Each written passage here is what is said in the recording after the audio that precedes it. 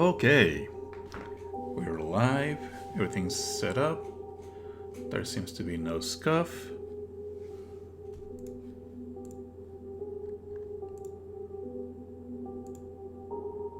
Post was made, shared. Okay, everything looks good.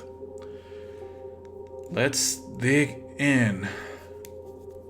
Okay, so what do you got today? Another translation. Today I want to translate. I know it's the best, but it's yeah. Fuck it. Let's indulge in a little self worship. I think it's a pretty good article about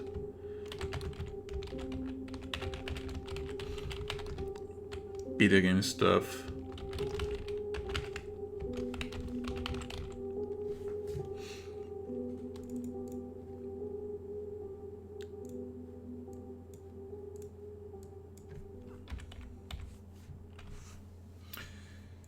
So this is just, a philosophical analysis turned over video games and video game culture in general. About certain things we have just grown to accept without worrying too much or like stopping to think about, hey, what's going on with that? But even though we may not think consciously and deliberately about how these gaming tools work, they kind of do affect how we think. Enough that when people start making culture or, just related media in terms of video games or fan fiction, light novels, and so on, after they have played certain games or certain genres, these unexamined assumptions or former programming techniques get copied over. And it's fuck it, let me say it. It's really fucked up. It's really fucked up what happens when you just unconsciously repeat not just what video games are about, but how video games interpret and measure reality.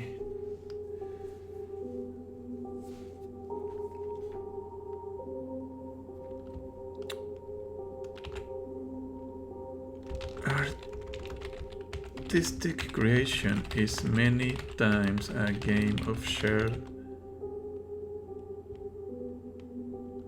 references and ideas. We make stories, illustrations, and games from and within a common language. Nobody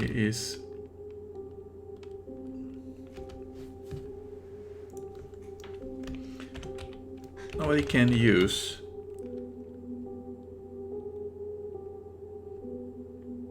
an artistic language completely disconnected from the rest of culture. I myself... Oh wait, did I put the music on repeat? I think they put the music on repeat. There we go. Doubt if such a thing is even possible, which will be indecipherable and legible. When notable works culture become popular and manage to codify a whole genre of ideas and concepts, many times these works become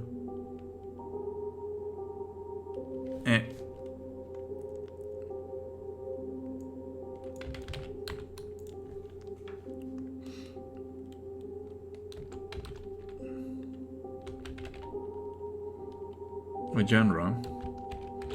For example, the terms souls like. Hello, forgettable luncheon. How are you doing? How's daylight savings treating you?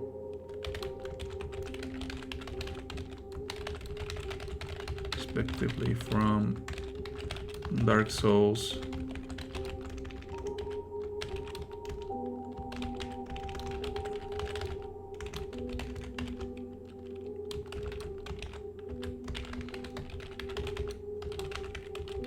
Symphony of the Night. Fuck Konami, but at least Konami 997 was not so ass. When a work is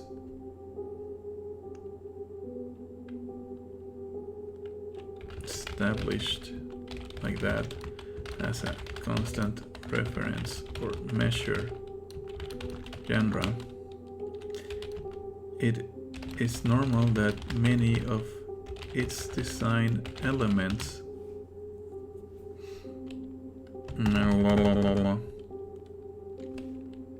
get repeated or imitated by its admirers.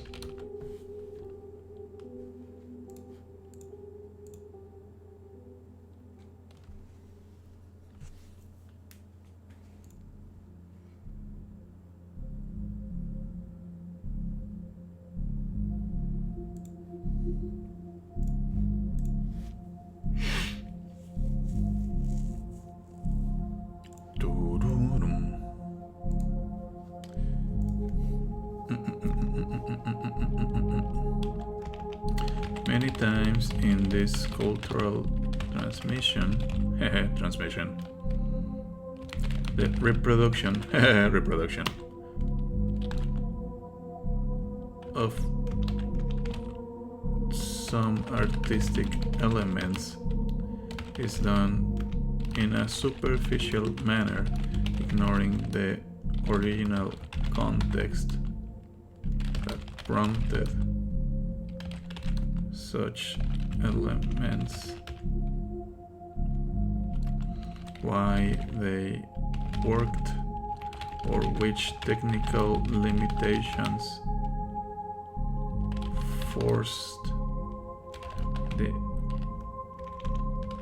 designers to make certain choices.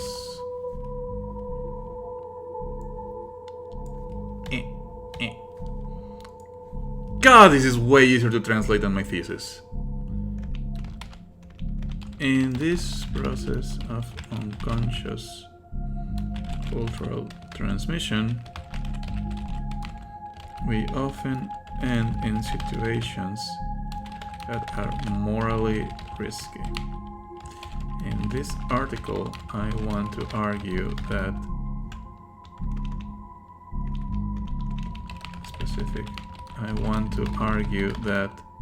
the way we see stats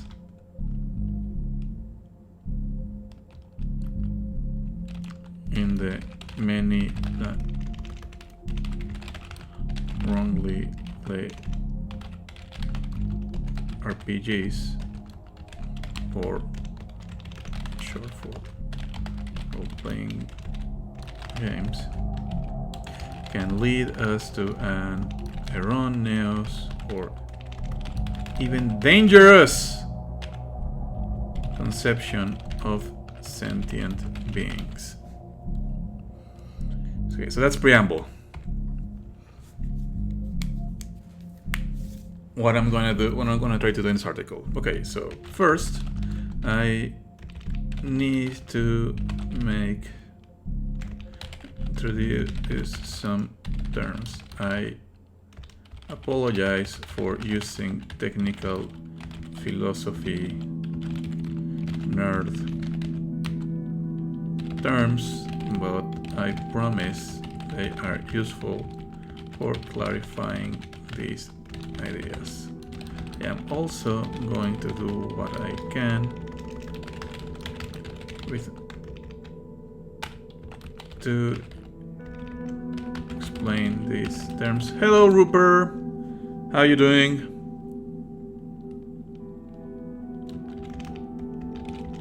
Without it getting too tiresome.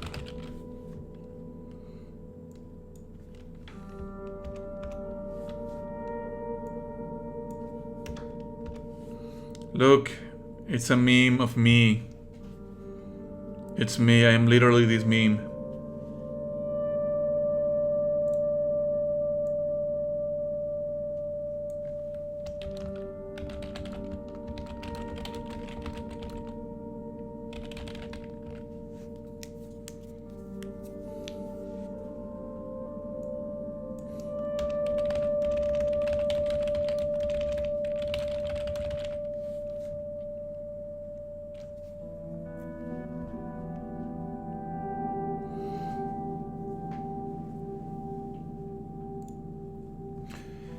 Well, I mean, every day is a switch between, oh god, it's so over, and we are so back. I see what the monsters of Washington are doing, and I go, holy fucking shit, humanity's cursed. And then I see what the Iranian Republic is doing, and just going, holy shit, how do these people make so much sense? As the title of this article has spoiled it, I am going to talk about ontology. Yep, pretty much. That's why on Thursday I'm gonna play some Slay Spire 2, because I need to forget about the horrors for a bit and instead play as horrors that I can kill by using good cards. Yeah, it's not his, it's Trino. Yeah, it comes from Trino. I think it's from Cuentos de Banqueros y Ladrones. I think it's from Bankers and Robbers. Been a long time since I've seen. I mean, this frame is just perfect. So what the fuck's an ontology? Ontology is a term with multiple meanings. I am going to use several of them. Ontology can be understood as one of the key branches of philosophy and one possible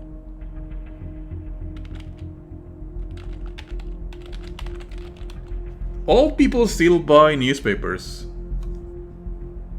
but yeah, there exists in way lesser distribution than when I grew up, at least. Back when we didn't have internet. Still, though, I think, especially in Mexico, the loss of conventional media has been a good thing, because can you imagine that people used to get their news and their information from Excelsior, La Razón, and what was the other shitbag? Ultra right-wing newspaper.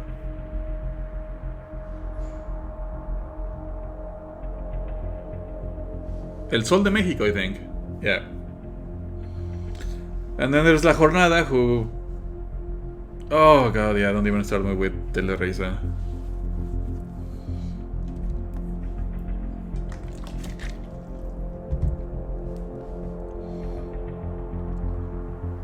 Like, I keep telling this to people and they don't believe me, because it's so fucking absurd that I mean...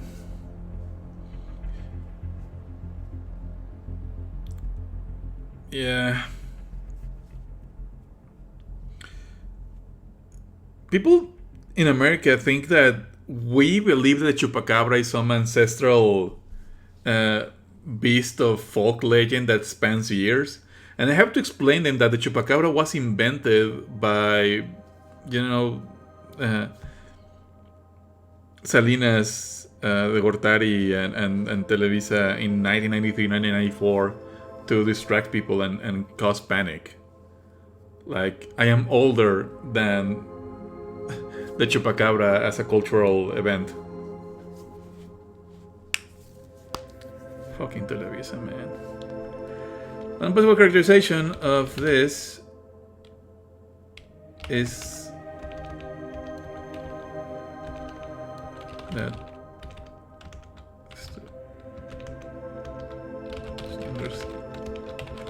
understand it as the study of stuff in the broadest possible sense.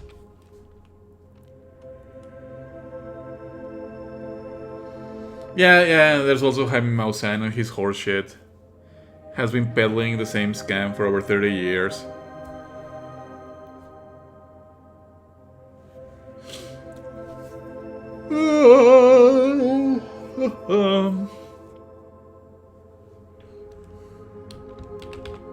That is what type of stuff there is, how it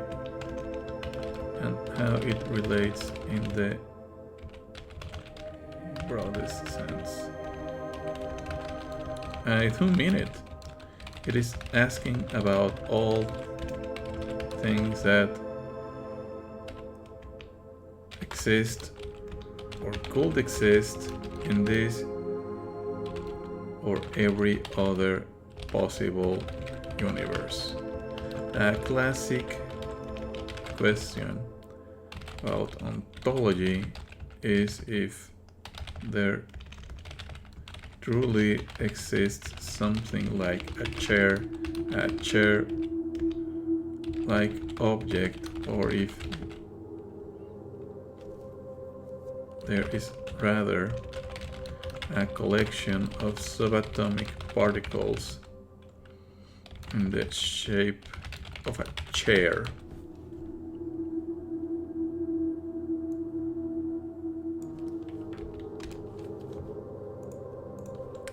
Yes, I am afraid that this is real philosophy made by real philosophers.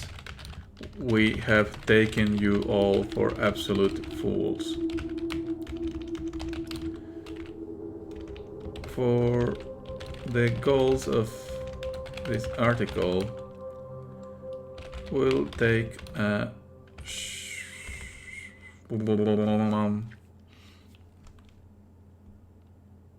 more constrained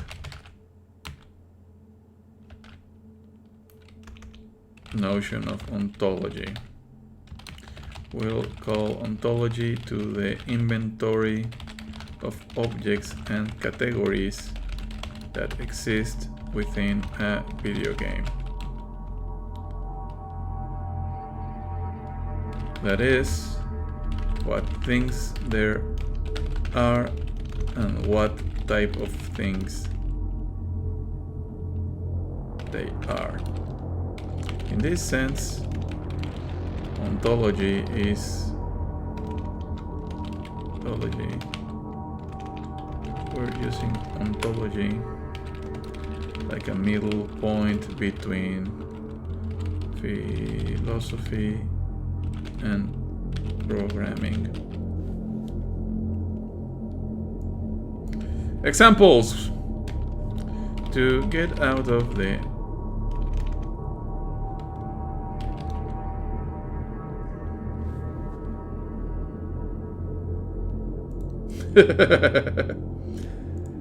yeah, in this Coliseum you have characters, you have thoughts, and you have personified thoughts.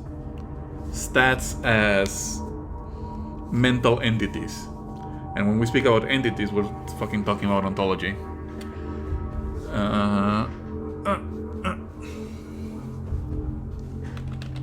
Abstraction. Let's think about Super Mario Brothers. Nintendo 1985.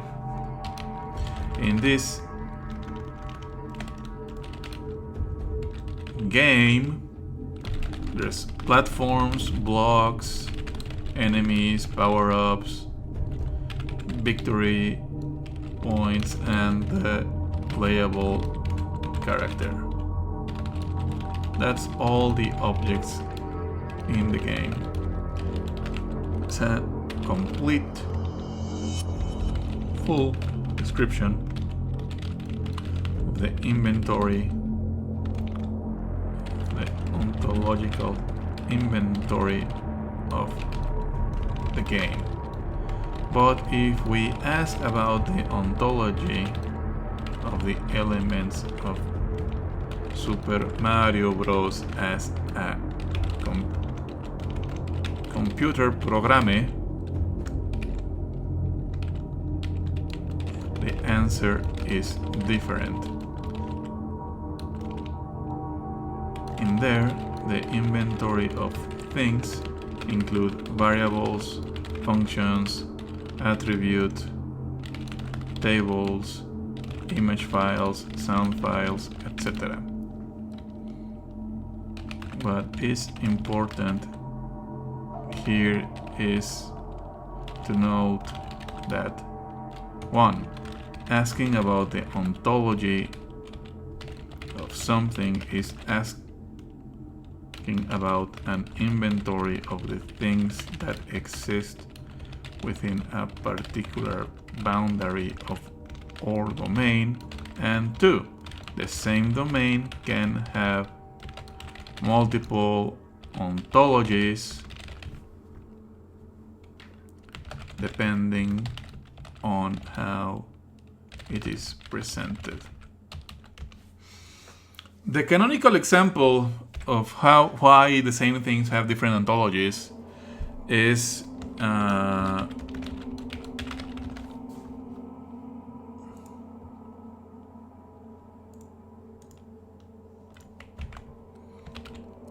oh no, oh god, what happened? What the fuck? Okay.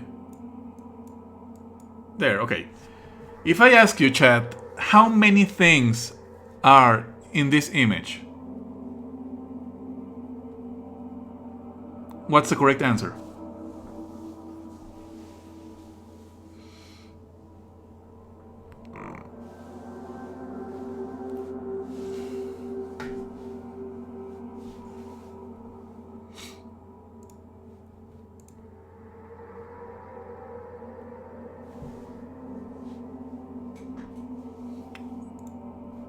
One deck? Okay, that's a correct answer. But what if I ask you how many cards are there?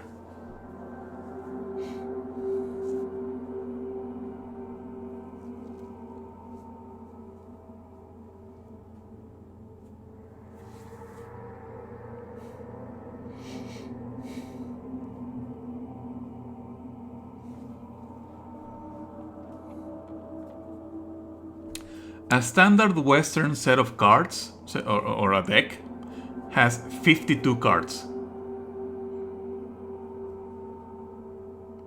What if I ask you how many molecules are there in a deck?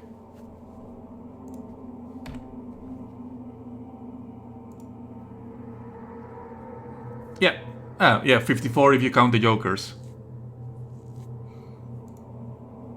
Sorry, I forgot about the jokers, they're in my chat.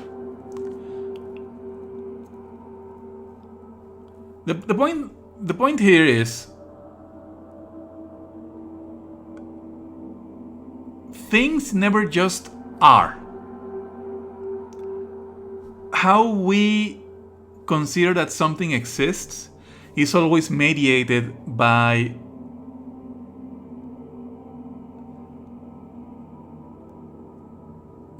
how we conceptualize the thing.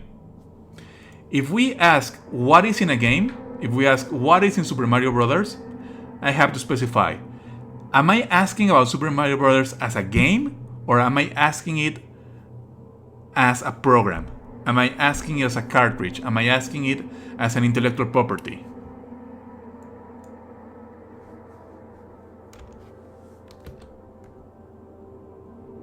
What the fuck is this orange spot?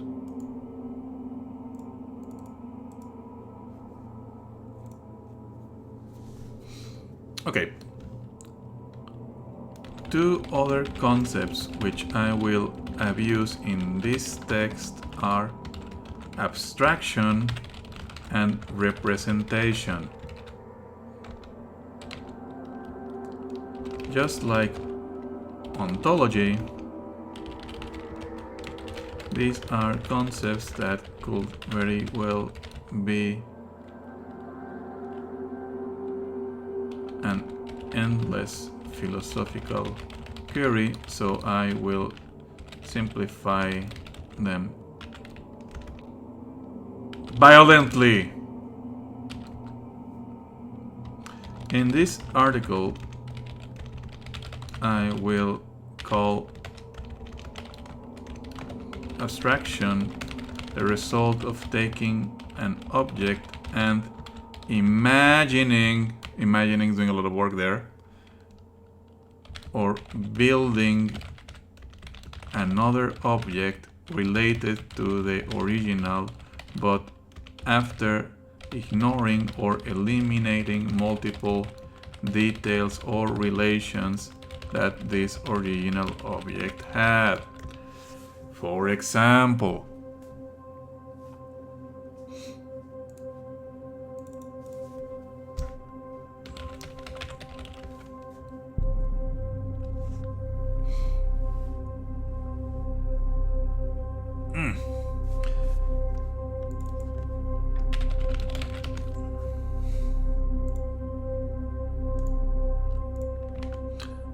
one of the most famous abstractions that most people know about are these motherfuckers. How is this shape related to a king? First, you have to take the concept of a king. A king is a ruler of a group of people that exists within a political system, and they are expected to be in a supremacy hierarchy over the people they rule, and this king has authoritative power over the people they rule. And through a process of abstraction, yeah, exactly, the pieces in chess are linked to the original objects that they were abstracted from by crowns, or by funny hats, or by the steed. Like, it's gotten to a point where in Spanish we don't call this piece the knight, we don't call it el caballero, we call it caballo. Because the piece is so abstracted from its original context that it has lost its original meaning, or its original... I'm going to use a very tricky word. Its original essence, what makes it be what it is.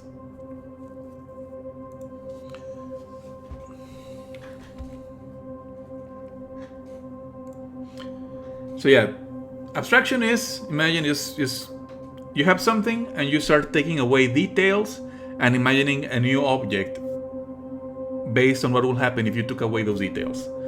What will happen if a king is reduced from its historical context and just reduced to an image? The abstraction, the visual abstraction of a king is just a guy in rich robes and a funny hat.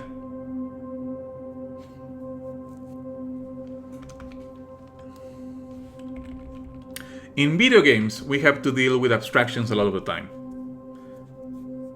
because we don't have the space, time, memory, or computing power to fully have something. Like, take for example Doom. In Doom, hit-scan weapons are not guns. Hit-scan weapons are just mathematical formulas. They are abstracted from even having a projectile.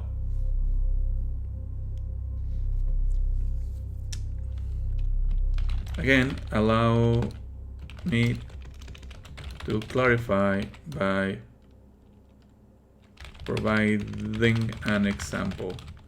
Human health is a tremendously complex field that involves connections, metabolic connections, that involves relations between metabolism, nutrition, homeostasis, and an enormous etc. In many hello easy the games we abstract all those details and relations, and we merely take health as a number, be it a HP bar, like an HP bar that goes from 0 to 100, or even a Boolean value, alive until an enemy touches you, then dead.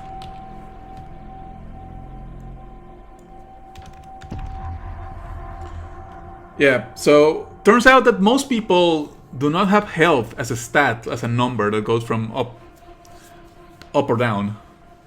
We do not have 100 health, we do not pick medpacks, and we immediately recover our injuries.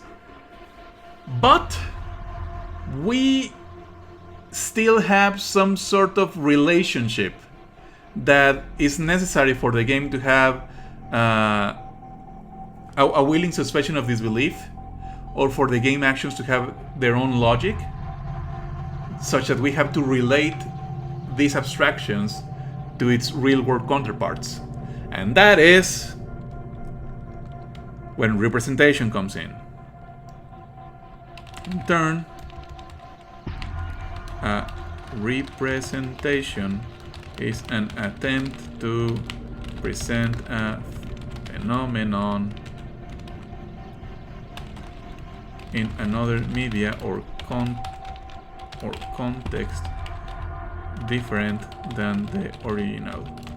Almost everything in video games with a narrative intention is a representation or serves such a goal. This gets a little complicated because many times representations use abstractions.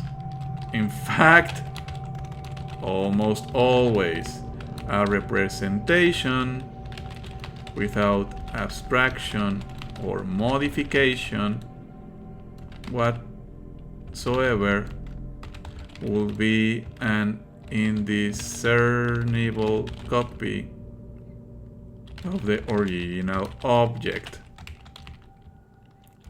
To illustrate the difference, allow me yet another example.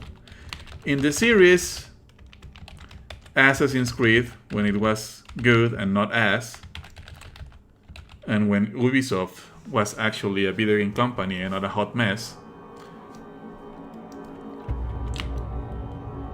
at least in the first entries, there is an enormous attention to architectonic detail, in particular in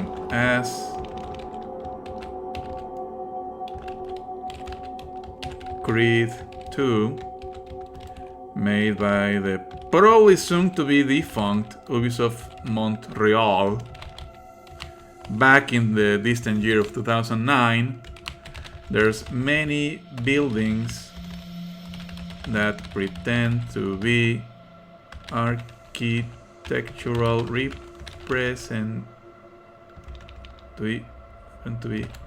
precise architectural representations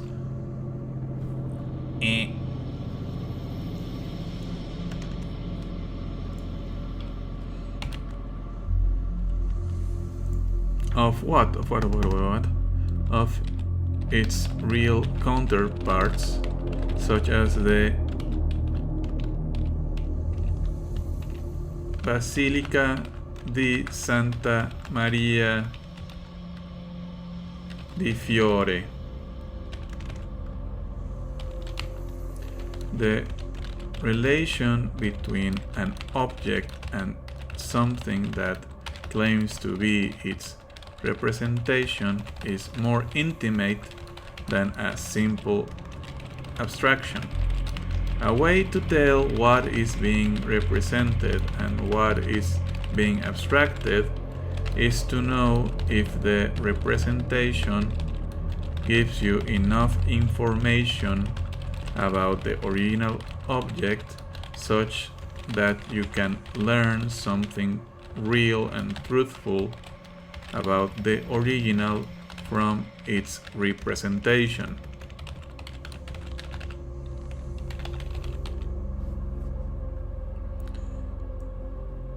Education in video games. Even though the basilica represented in the video game will not inform you about how that place smells, how the stonework feels to the touch, or details to an intricate and microscopic level. The representation is faithful in its spatial relationships. By that I mean you could recognize and navigate the same spaces you do in the game if you later decide to go to Florencia.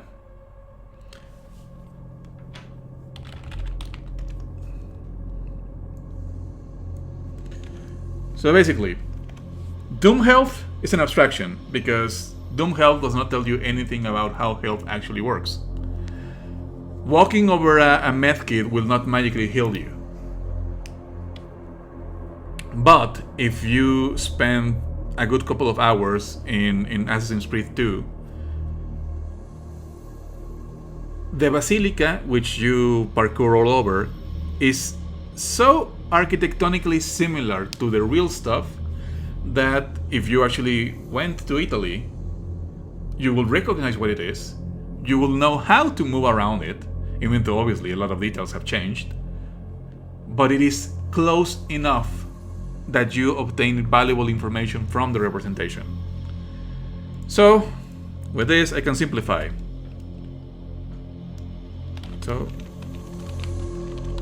can simplify.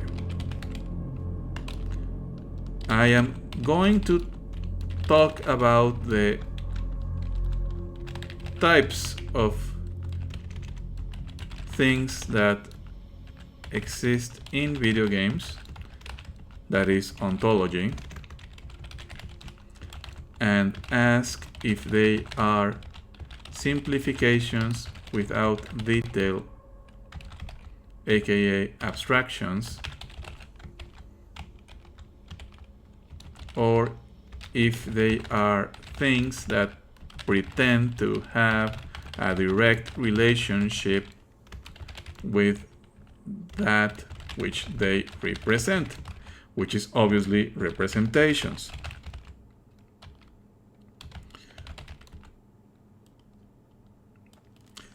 Yeah, sadly, Yves Guillefoc wanted to just harass women and make money by doing nothing.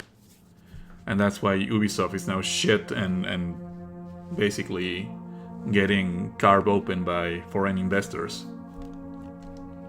Yes, I can finally talk about the problem at hand.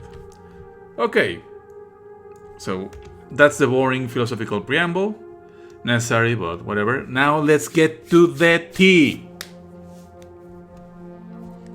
Let's get to the fun stuff. Okay, what I want to talk about in this text is how we conceive of stats in RPGs and derived media. The label RPGs stands for role-playing game. The term is currently applied loosely and abused in the video game market, which leads to a lot of confusion. That is already a problem, which I will address in detail later. To not get lost in this vagueness, I will call an RPG a game in which the player takes the fucking role of a fictional character with multiple interests, goals, beliefs, and behavior, and the game centers around how to navigate the narrative-driven events that happen to this character. Yeah, I'm gonna define RPGs in this way because you define RPGs as a game in which I press numbers and stat goes up. Yeah, well, I'm gonna get nowhere. This is not a claim on how games should be developed or how they should handle gameplay mechanics.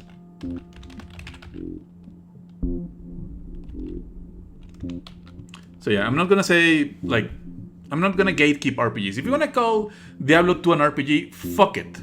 I cannot stop you. But under this definition, which I have invented to make sense in this essay, Diablo 2 is not an RPG, because in Diablo 2 the characters do not have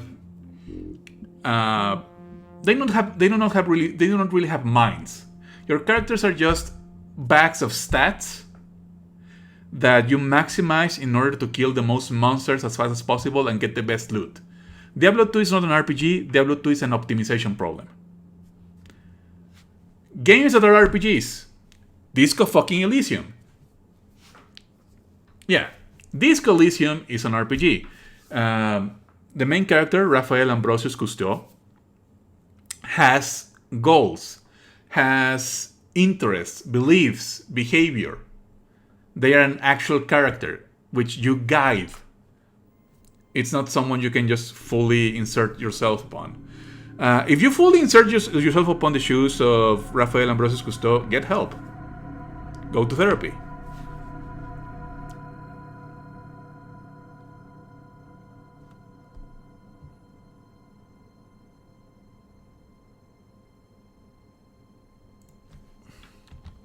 These games usually, but not by necessity, it's a mere definition to make this article cover specific samples.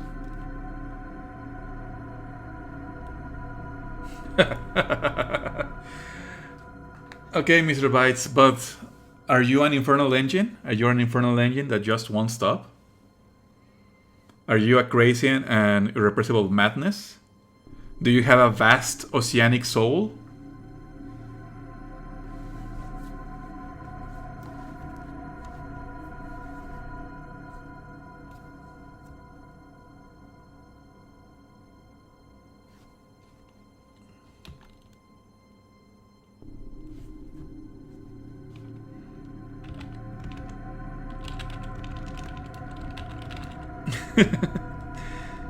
Look, as long as you don't start drinking Commodore Red until 5 a.m. and singing the smallest church in Saint Songs and waking up your neighbors. It's fine.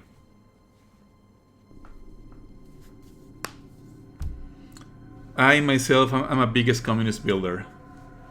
And I suspect that Krasmasov personally fucked me over with his socioeconomic theory. Every day I wake up and every day child murdering billionaires still rule the world with a shit-eating grin.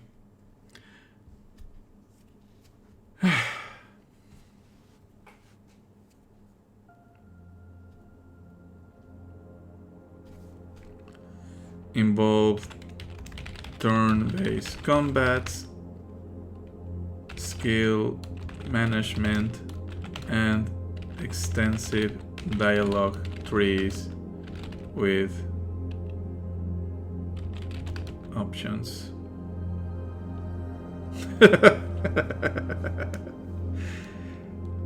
Man, can you imagine if you could actually hear the genius Loki of Mexico City? We will go insane.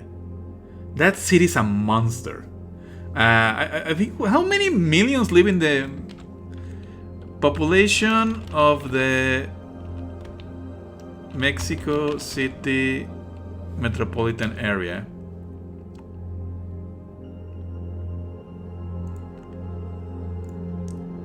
$23 million people live in that metropolitan area. Can you imagine what it will be like to hear the common pulse of all those 23 million miserable people?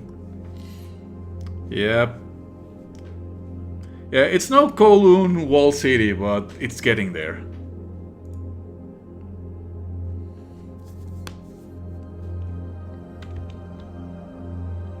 With optional replies chosen by the player.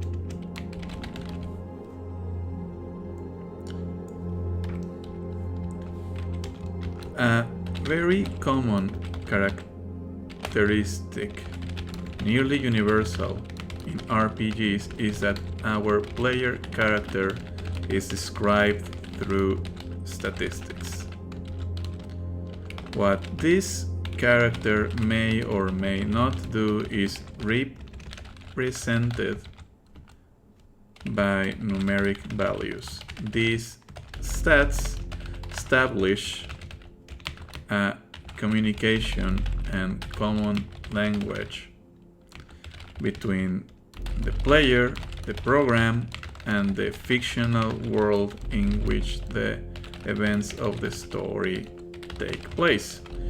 When the game claims to a correspondence, this horrible word between statistics and its simulated world, leveling up or training our skills raises the relevant number in one of the character's stats, which informs us that we have improved and this number is used explicitly to calculate the results of the actions of our characters. Example: if my character, a fighter named Falstaff, only real OGs will recognize Falstaff, kills 100 innocent, lovely, handsome orcs,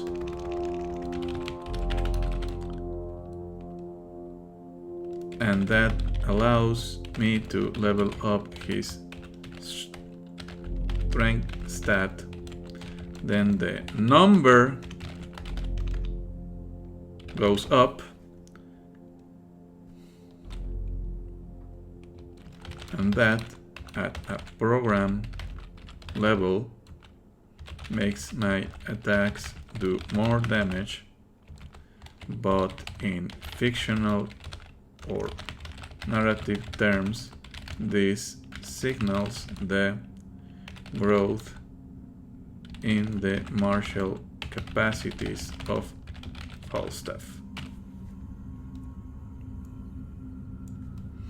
So that's just how it works.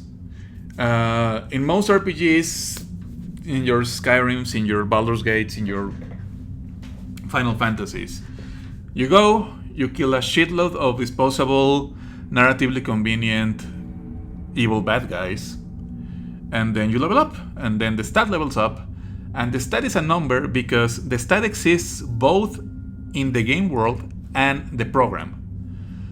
Most things in a computer program are mathematical formulas. In D&D, damage is calculated in a very simple way. Damage equals weapon die, usually ID4 to ID12, plus strength modifier, plus feats. And that's a formula. That is math. So strength modifier, or strength as a stat, has a dual use. It represents the character's physical progress as a thing in the world.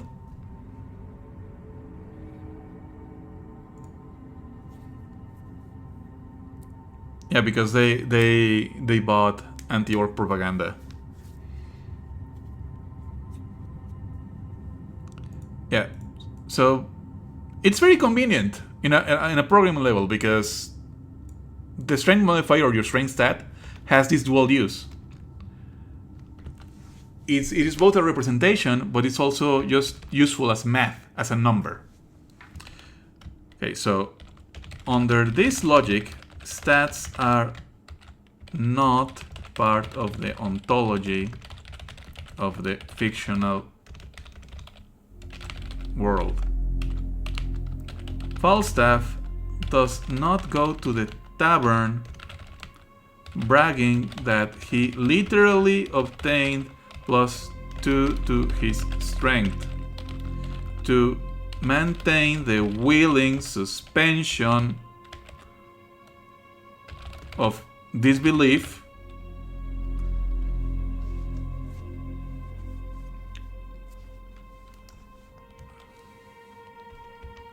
in a internally coherent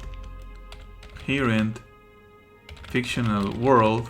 When my character levels up, I have to imagine Falstaff developed greater muscle mass or physical endurance, or that he learned how to hold a better stance in combat.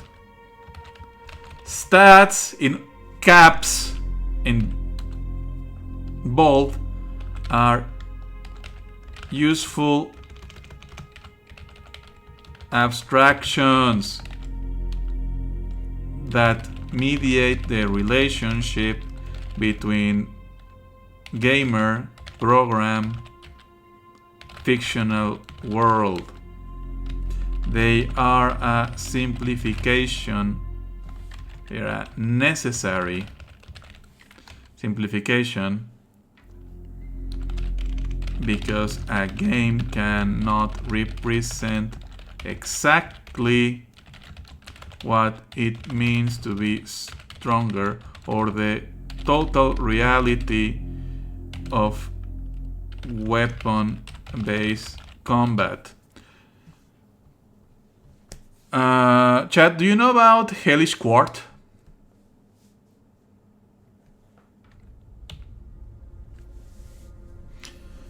Hellish Quart is a very long series of air quotes, realistic 17th century sword fighting game.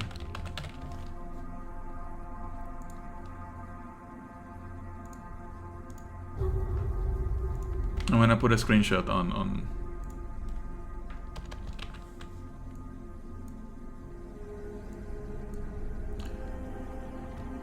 Oh god, that's a tiny miserable screenshot. Yeah, it's as opposed to most fighting games, this one is based on physics. There's no preset moveset. The game is calculating in real time. There we go, that's a bigger screenshot. The game is calculating in real time if the weapons actually hit, and if they and instead of having like hitboxes and hurt boxes like in most fighting games, it's a detailed physics simulator. This is obviously something you could not program back in the 90s. And even the character models, the setting, everything is made by HEMA loving butt nerds.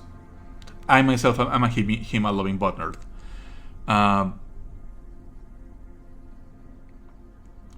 So this game is way more realistic than Virtua Fighter, and Virtua Fighter is in turn way more realistic than Street Fighter, and Street Fighter is in turn way more realistic than fucking Guilty Gear, and even Guilty Gear is way more realistic than Blast Blah, Calamity, blah blah blah blah blah. But the question is, we intuitively understand what makes something less or more realistic, but if we actually like stop to think about it, like, yes, okay, Hadoukens are obviously not realistic. But in another way that Street Fighter is not realistic is how it has to deal with clashes. Clashes in Street Fighter are not physics based. Yeah, easy, you're getting it. Thank you. You could have realistic physics-based combat, but instead of historically based or grounded, as AC put it, rapiers and sabers, you could have physically realistic combat with lightsabers. Lightsabers, of course, are not realistic, but if placed in this engine, they will behave in a realistic way that they do not in other games. So what I'm getting at here is that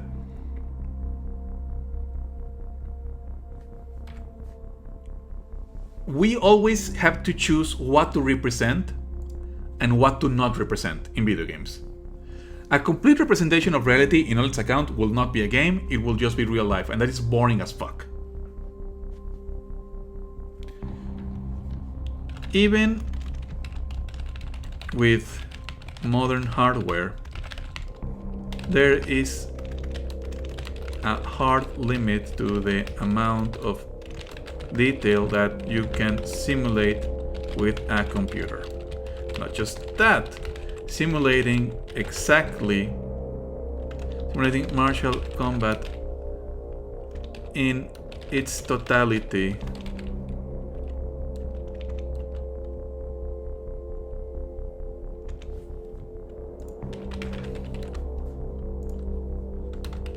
will not be fun.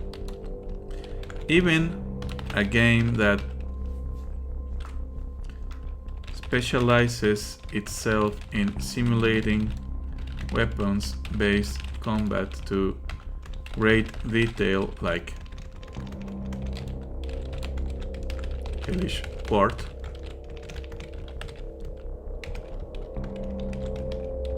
Kubol 2021 early access, has to simplify and abstract the totality of combat. And the most notable abstraction is that death has no consequences. Yeah, as opposed to fighting games like Street Fighter or Tekken or whatever, matches are really fast. Again, this commitment to being grounded in real combat means that fights can last 3 seconds. If you know what you're doing and your opponent doesn't, you can cut off their hands with a fucking sword tuber's failing me. So there is a dragging cut and there's a flick. Yeah, with a flick. And that's a great way to realize that combat sucks. Weapon-based combat sucks even more.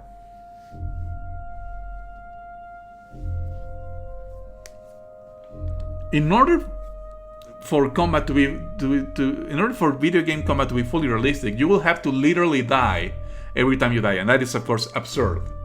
So one of the key elements that video games deal, one of the main things we abstract from reality when we make a game, is the removal of consequences, especially consequences such as pain, injury, and death.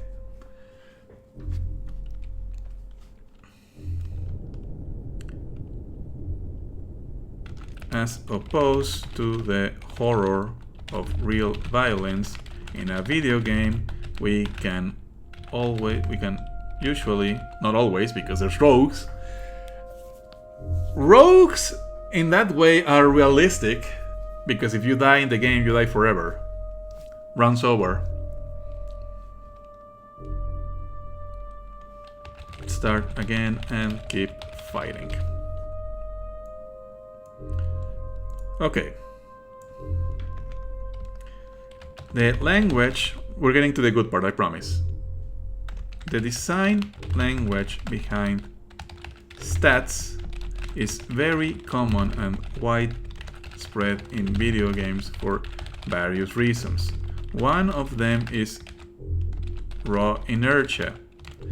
It is a design system that became popular and readable by thousands, millions now, of players. It is difficult to change it. Another reason is because nearly almost every RPG can have a genealogical line tracing it back to motherfucking Dungeons and Dragons. The pen and paper fantasy role-playing game that was invented around 1974. In Japan, mass media properties like Final Fantasy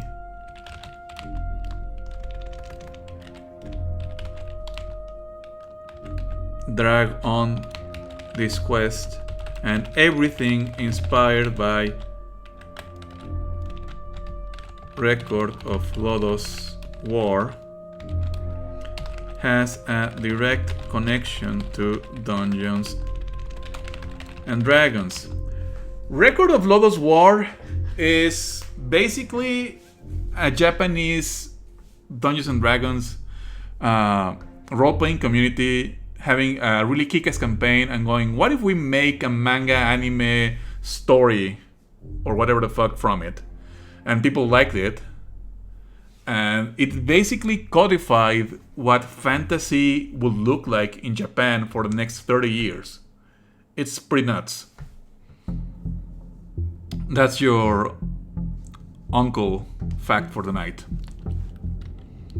In the West, we have games that explicitly use the D&D brand, such as The Gate of Balduran, made by BioWare, who's also dead now, in 1998.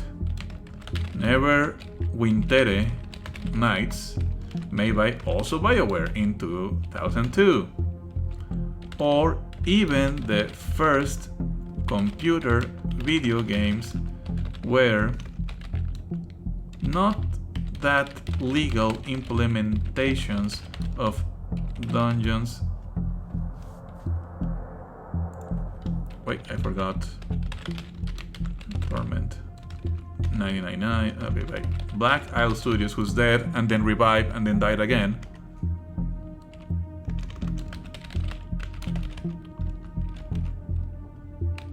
If we go back to even the first computer games, the several were not so legal implementations of Dungeons and Dragons, such as Dungeon.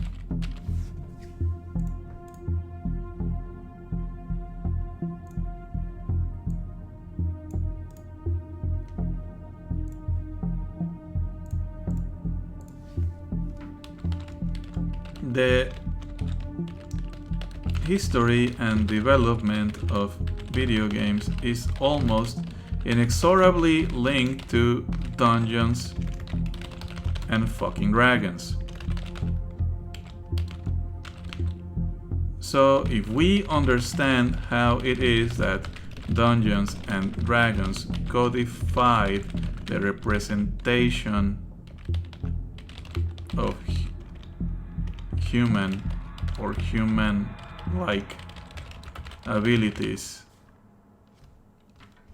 as numbered stats, we can immediately and quickly understand the same problem that hundreds of video games are burdened with.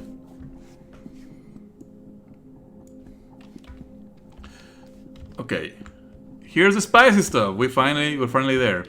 To better comprehend how the concept of stats came to be,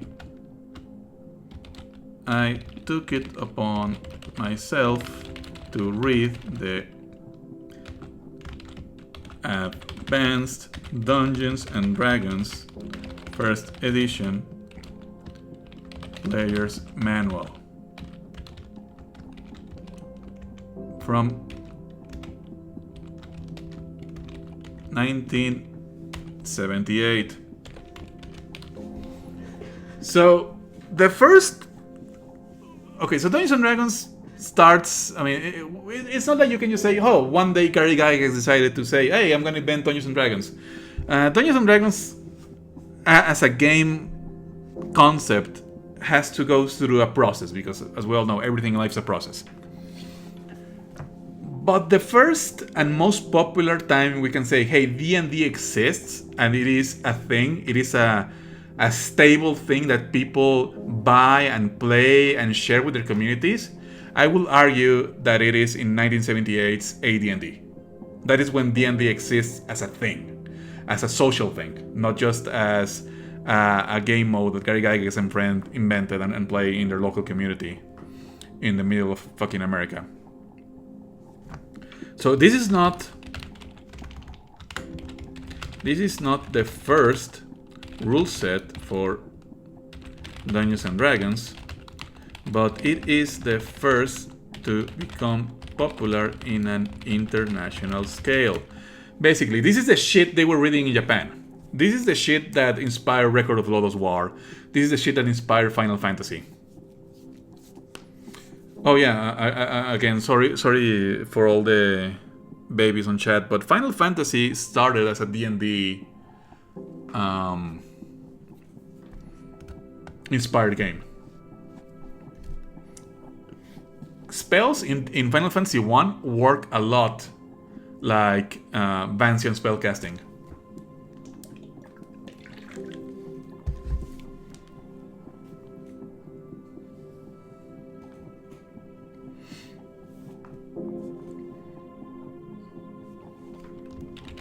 The redaction of the manual is not very precise, but in the first pages, but among us, pages I found the most suggestive indication of what stats are and how they are supposed to represent or link the stat,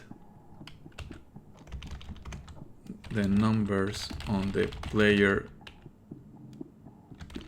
character sheet to the fictional world. Okay, ready? Here we go. This is Gary Gygax. As a role player, you become Falstaff the Fighter. Hey, I did a thing where I use my example and the example becomes relevant. You know how strong, intelligent, wise, healthy, dexterous, and relatively speaking, how commanding a personality you have.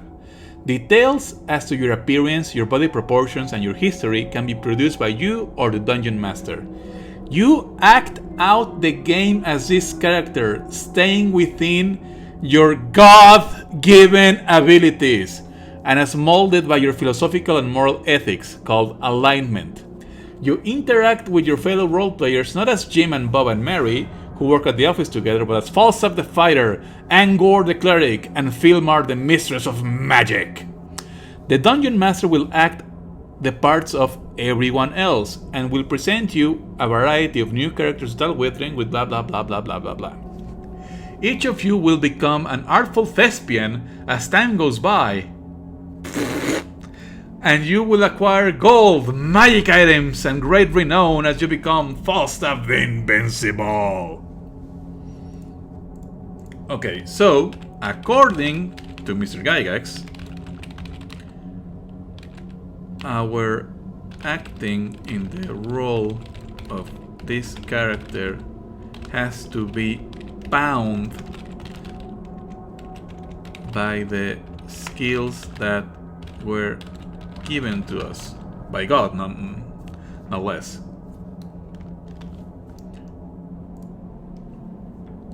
This is, whoops,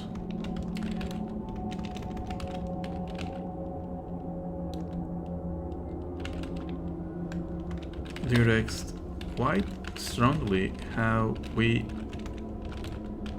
are expected to act as characters. If I am a half-orc stud, how do I act out the physical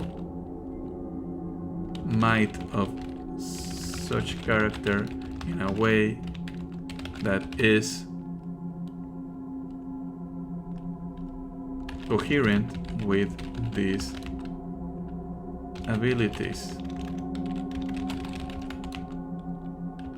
I show a great confidence in my capacity to fight in taverns.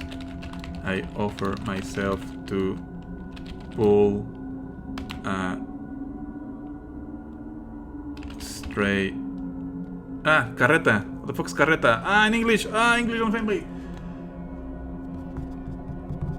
Wagon. Etc. These details inform how I should roleplay. The limits of my stats are the limits of my character.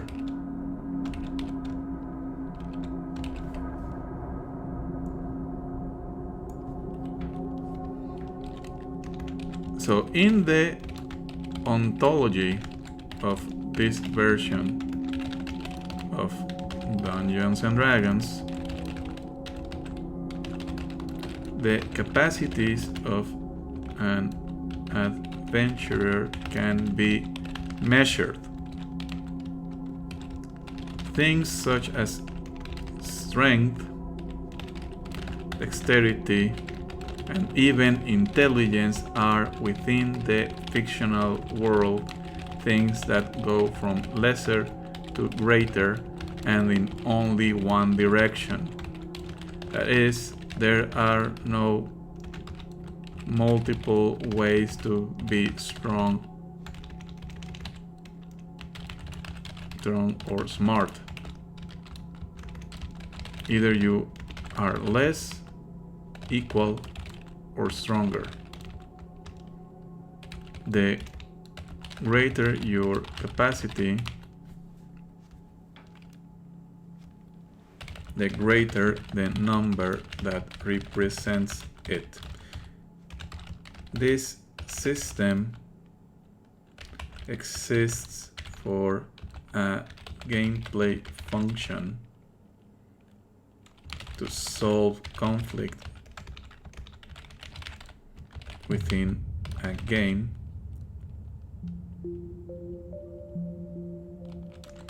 because Dungeons and Dragons emerges from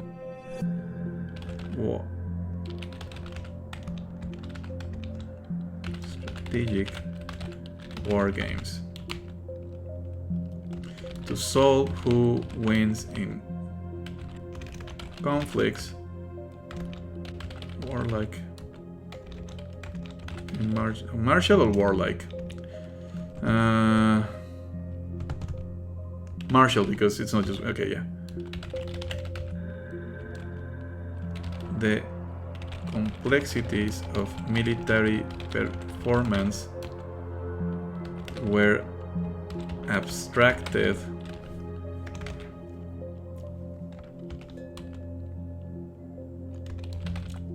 again to numbers and stats.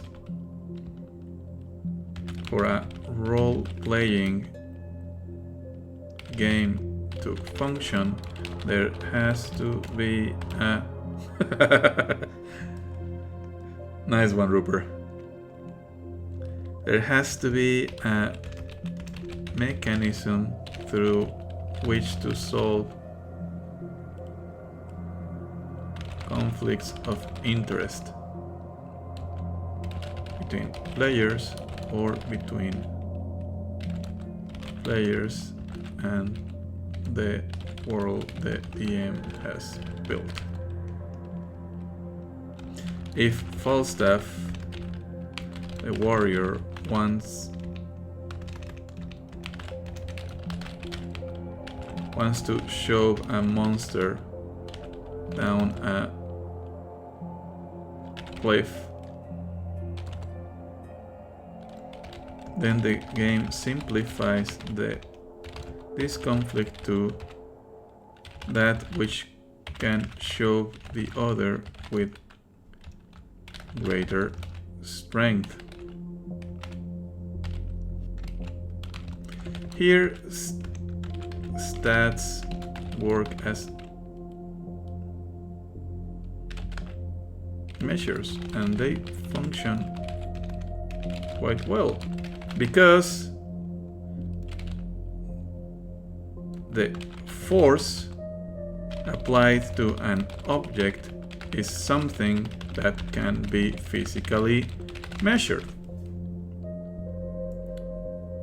Okay, so that example, not troublesome, right? We can measure force, and we can measure the amount of force a body can exert in very simple ways.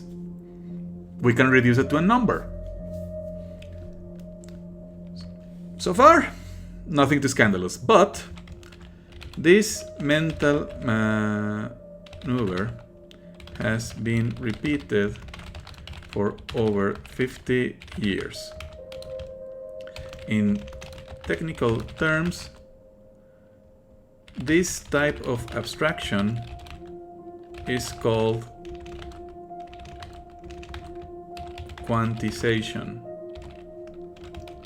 the act of taking a complex variable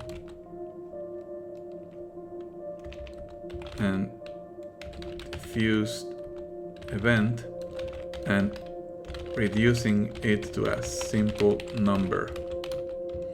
In a video game, this is absolutely necessary because video games, yep, Rupert is seeing it, but wait, there's more.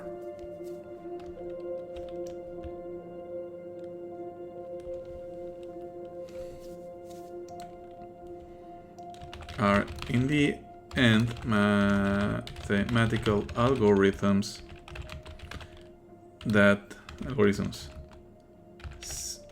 sequences of steps that require no interpretation. The elements of a video game all have to be expressed as Boolean variables, integers, or text, but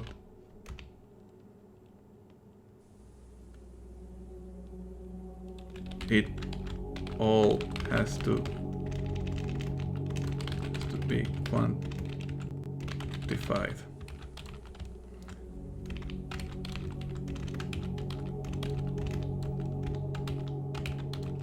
This means that using numbers as a diegetic medium is particularly easy to program for the developer and to represent the rules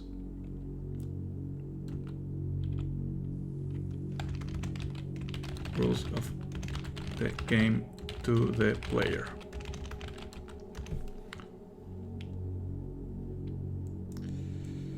Tan tan tan, here we go. The perverse consequences of these rule systems are not easily seen if we think of how representation works for things such as physical strength of our characters, or if we remember that stats are mere abstractions of a complex world for the sake of gameplay purposes, not a direct manifestation of the game world's inner narrative reality. But this doesn't always happen. First, I am going to talk about the dangers of these numerical representations, and then what happens when we forget we're seeing a fictional reality through imprecise representation.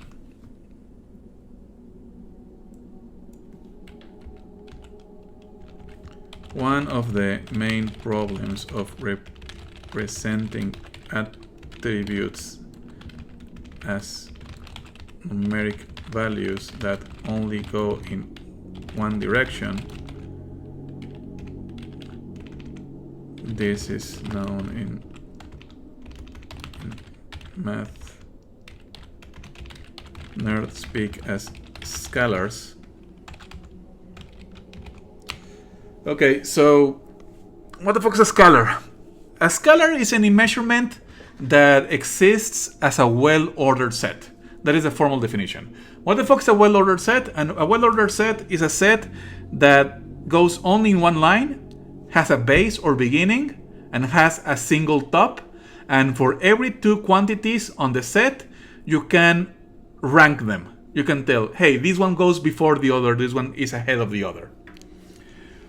Weight, measuring weight works like a scalar. You're either heavier or lighter, or the same weight as something else.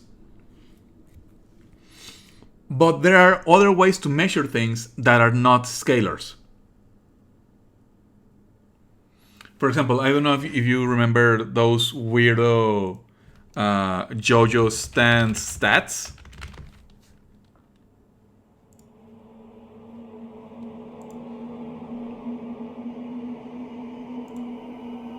I'm gonna put a screenshot on the document.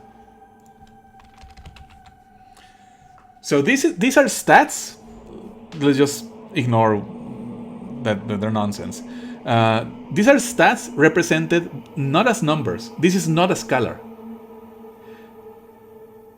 You have 6, 1, 2, 3, 4, 5, 6. Yeah.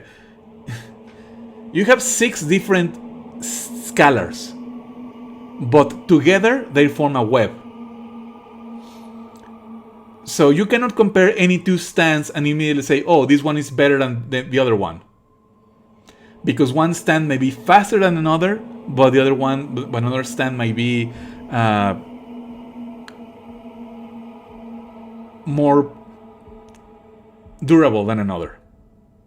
So you cannot immediately compare any two things when you're not using scalars. But in most video games, stats are scalars.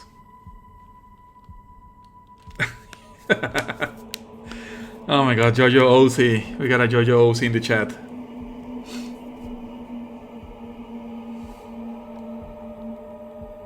Is that many real-world aptitudes are not linear. Another danger is that it creates strong ontological hierarchies. These two things are made clear when we think about the RPG stat we usually call intelligence. Yeah, you are unironically welcome, Mr. Bytes. It's a useful concept.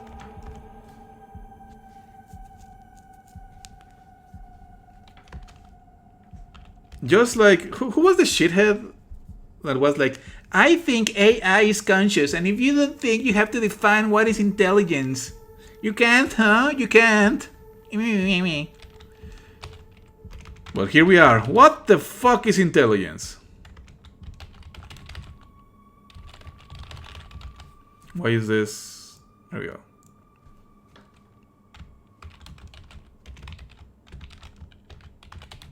Yeah, I mean all of them. I'll just say that whoever pulled that tactic should be launched into the sun and ask the sun what is intelligence. Associate with this term. What social and moral values do we project when we call someone intelligent, or worse, when we compare two individuals and call one smarter than the other? And to fully land back to get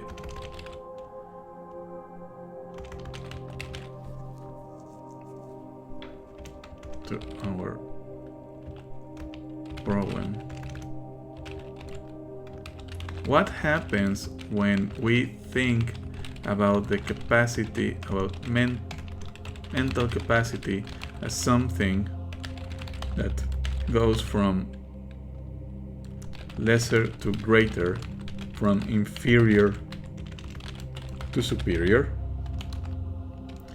When we are designing a role-playing game that seeks to represent intelligence, we are giving answers to these questions, consciously or not. A very unfortunate example of how this representational logic can guide us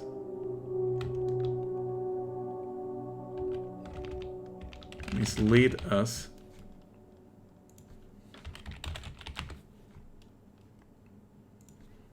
are the classic Fallout 1 Interplay 1997 and its sequel Fallout 2, made by F.A.T.A.L Studios in about a fucking year, in 1998. If you create a character with an intelligence stat of 3 or less out of a maximum 10, then the game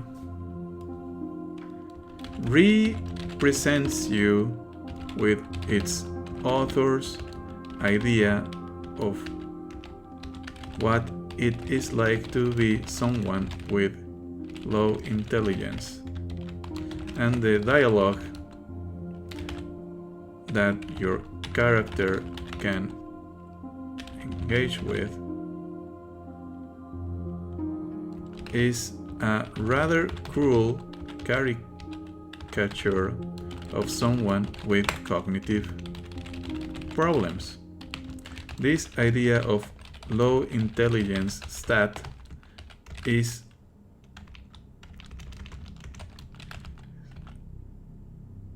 an irreflective on conscious association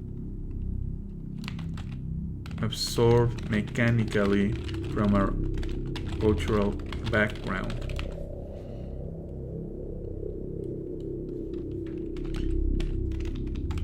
These associations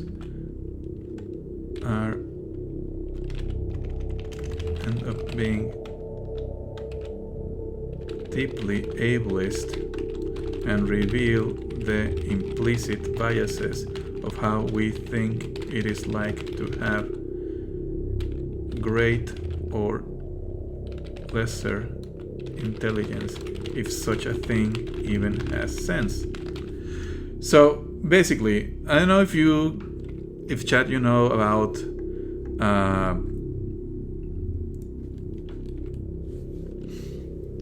how low intelligence Fallout runs are like. The usual answer is they're a joke. They're just funny. Okay, but think about it. You have a stat-based system, the special system that came from GURPS. GURPS stands for Generic Universal Role-Playing System. And the people at Interplay and later F.A.T.A.L Studios, they have a system made of 7 stats, special: strength, perception, endurance, charisma, intelligence, agility, and luck. Out of all the stats, the only stat that changes your playthrough in such a brutal way is intelligence. Which already points that intelligence as a stat is weird. It's not like the rest of them. A low perception character does not struggle with not being able to read stuff, or everyone mocking them for being nearly blind or deaf or whatever. But low intelligence characters have to spend the entire game like just talking like this.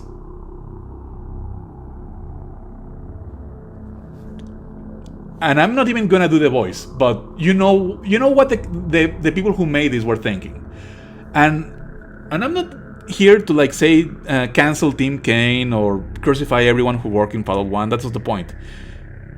They were 20-somethings, overworked 20-somethings, trying to make a game and adding things they found fun. And again, that's not an excuse either way. It's just trying to understand.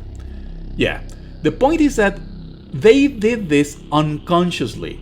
They didn't like wake up one day and realize, yeah, I'm gonna make fun of people with speech problems by doing this. They just had an idea. Hey, we have a stat system. What happens if you play the game with 1 or 2 intelligence? Will it need to be funny? Will it need to be memorable? Will it need to be a notable immersive, representational role-playing experience of what it is like to have someone with low intelligence. The stat system plays the logic for these people to make an ableism. Again, the point is not to just say these people are bad. The point is to understand, hey, the very framework through which these people had to work with pointed them to making this awful choice.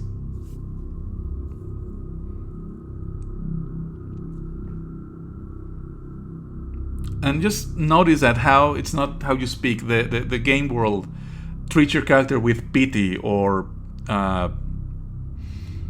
insult you. It's really bad.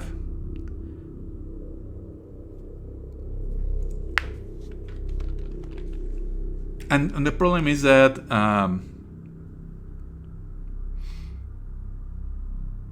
it's now a trademark of the Fallout games. So I think also New Vegas also has a low intelligence. Let me check if New Vegas has any. I hope it doesn't. Does New Vegas have low intelligence dialogue?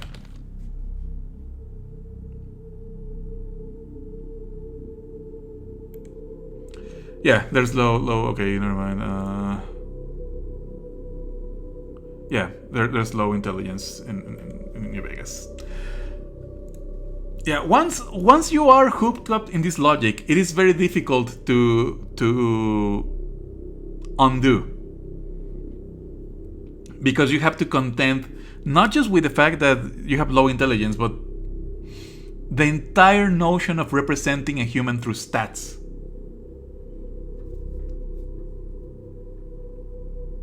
Okay, yeah, that's fucked up. There we go. So again, it's not that I'm saying we need to cancel New Vegas or whatever the fuck.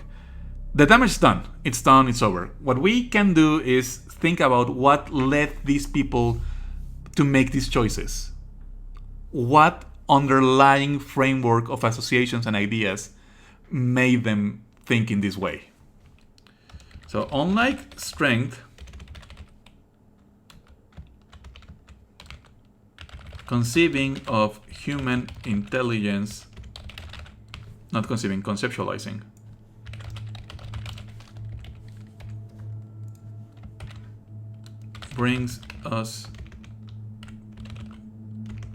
forces us to face an enormous, colossal quantity of prejudices and political struggles. In real life, the human species has had to fight and keeps fighting against the ideologies of eugenics and fascism, usually together. There are people who believe that intelligence is something you can measure and that you ruling class has to repress or dominate people of lower intelligence. Intelligence in culture is an attribute that is laden with notions of authority or legitimacy, even existential. That is, some people believe you need can only be allowed to live if you display adequate intelligence.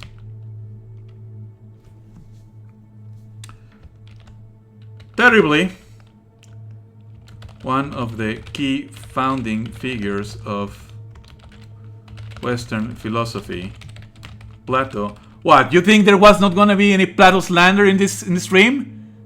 We're gonna do Plato slander. Fuck yeah. His book public that there are natural hierarchies that emerge from sapiens, such that only the wisest, the true philosophers,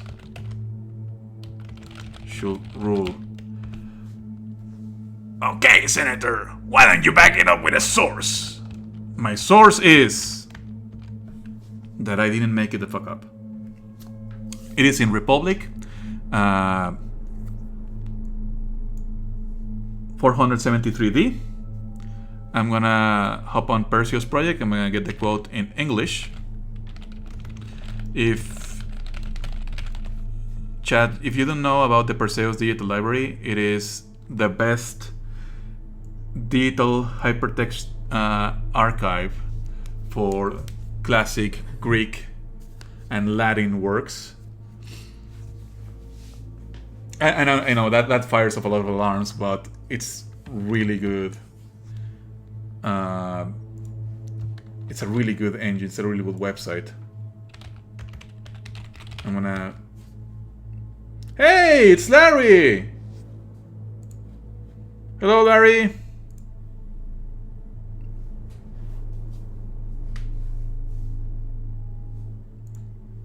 You caught me in the middle of some Plato slander.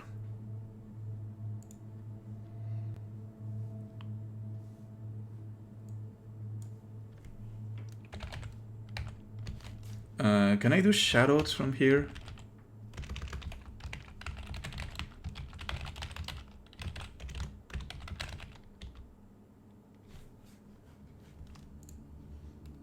Yeah, okay. Everyone, check out Leaping Larry here on Twitch. He's an amazing comrade. He streams almost every day with amazing endurance. Just great work spreading the good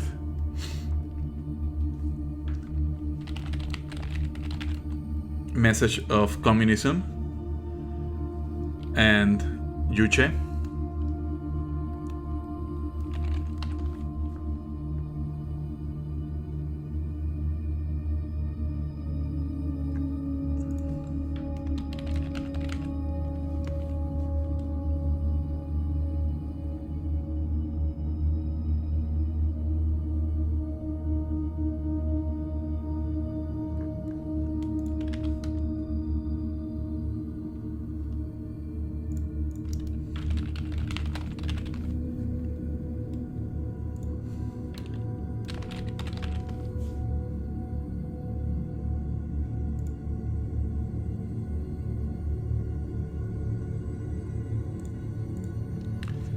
Sorry, just browsing Perseus project. Collections text, Recon Roma, blah blah blah.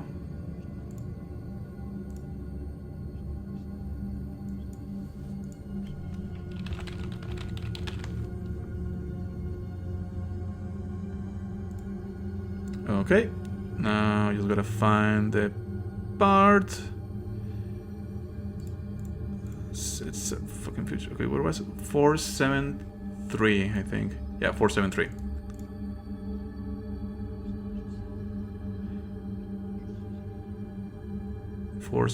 Here we go. Got it.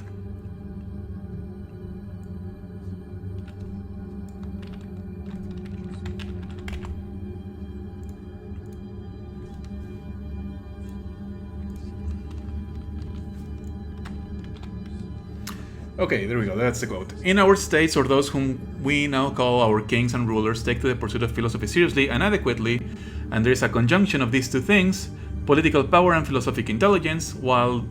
There we go, that's the word. While the motley horde of the natures who at present pursue either apart from the other are compulsory excluded, There can be no cessation of troubles, dear Glaucon, for our states, nor, I fancy, for the human race either. Nor until this happens will this constitution, which we have been expounding in theory. Basically, only those who do philosophy and show philosophical intelligence should be allowed in the matters of the state.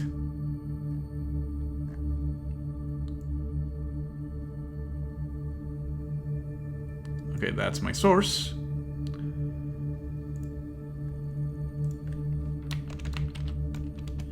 So the point is, we understand that there's some context in which people validate themselves existentially through strength. Strength in a very narrow, well-defined way, physical strength. There's the homoerotic gym bro culture, which can either be liberated through homosexual desire or repressed as fascism, in which usually males, not always, but usually males, are constantly ranking each other in a strict hierarchy based on who can lift more.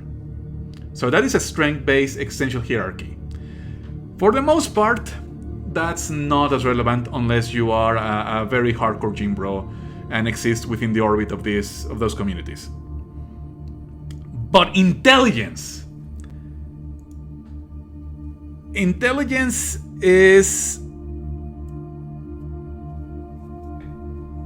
intelligence the single most ableist category, or the single most abused category for ableist arguments?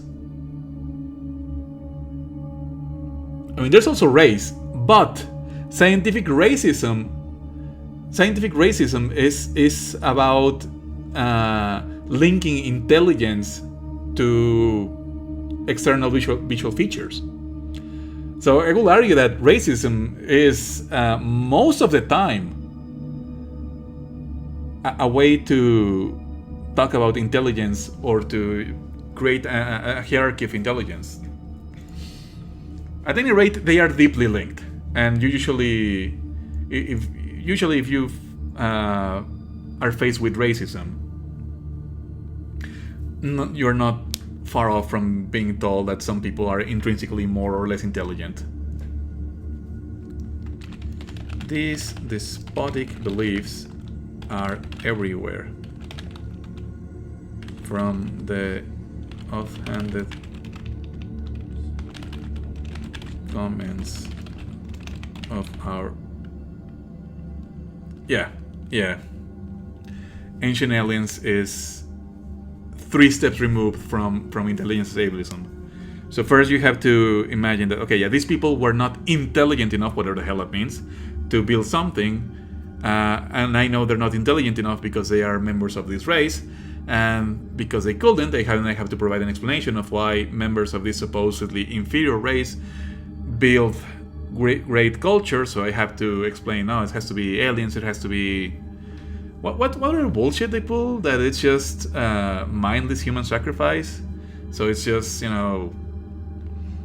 building great temples to make human sacrifices because they were stupid, silly, superstitious people who believe in blah blah blah blah blah. Of our conservative uncles that we sadly hear saying that only educated people should be allowed to vote. So Plato 2,500 years ago has a direct link to your uncle on Facebook saying that only people with degrees should be allowed to vote. It is the same underlying logic. Human beings justify the cruel practices of the industrial slaughterhouse because, consciously or not, we treat sentient animals as inferior due to a similar process.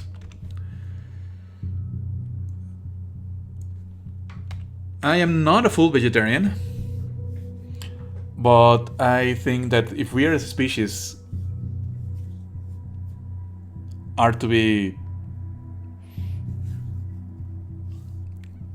if we are to correct our mistakes as a species and find some sort of balance with our world, we really need to stop with industrial slaughterhouses. There has to be better ways to feed protein to a mass population than those places. What I am trying to sketch here is a philosophical project that I have spent years struggling with, to think about differences without hierarchies. A chimpanzee cannot hold an elaborate conversation with humans and cannot enter a social contract based on abstract principles. But in what way does this make us ontologically superior or inferior enough to decide about the life or suffering of this creature? The chimpanzee has its own context, and we have ours. I am not capable of climbing trees or hunting animals in a jungle. This makes me inferior to the chimpanzee in its context.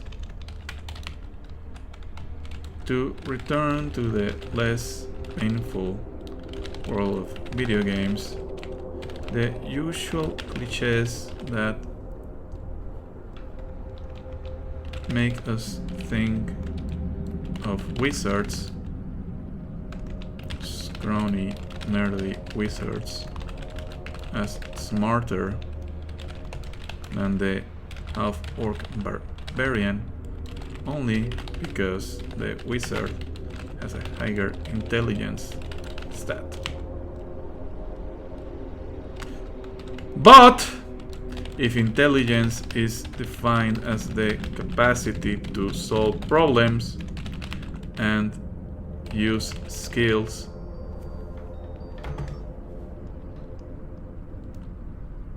guided by mental awareness,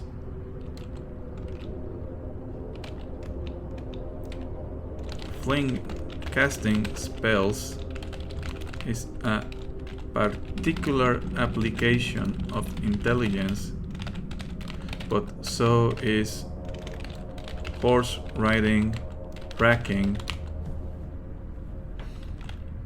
and studying martial arts. These are all legitimate uses of intelligence. Then, why do I don't know, Chad, if you practice martial arts or try to go horse riding. They're tough. It's difficult. Martial arts require a lot of mental work. It's not just punching things really hard. It involves a lot of proprioception, bodily awareness, mental endurance, overcoming repeated failure, dealing with frustration. Those are all mental processes. Those are all applications of intelligence. But culturally speaking, we label things as intelligent or not, smart or not, based on stereotypes, on cliches, on prejudices. So, why do role-playing systems inspired by Dungeons and Dragons call the first thing intelligence and the second not? The answer is obvious. Because, chat, I'm gonna blow your mind. Because this is not a coherent representation of a simulated world. These are unconscious associations made from our world with prejudices that serve to fulfill the fantasy of nerds. Yeah, Dungeons and Dragons was made by nerds. I know, shocking. That love books, and we wish to believe desperately that knowing a lot about something translates into direct power. That is the fantasy of wizards. The fantasy of being a wizard is pretending that if you sit in your wizard tower and ponder your orb and read a book for 10 years, you will gain awesome powers. Which is something that we want to do anyway. We just want to believe that it makes us automatically powerful. This does not mean that reading or thinking does not make us powerful by indirect ways. But just the act of reading, just the act of studying, does not translate itself into power. It also, sadly, is not an original idea from games. Are you ready for it, chat? The idea that intelligence can be measured and calculated as if it were a linear physical vector is the foundation of the awful intelligence quotient test. Tan tan tan!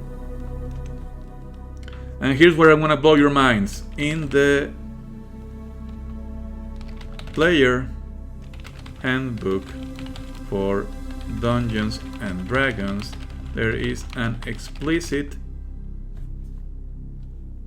reference to IQ as something that informed Gary Gygax's decision to model intelligence as a stat.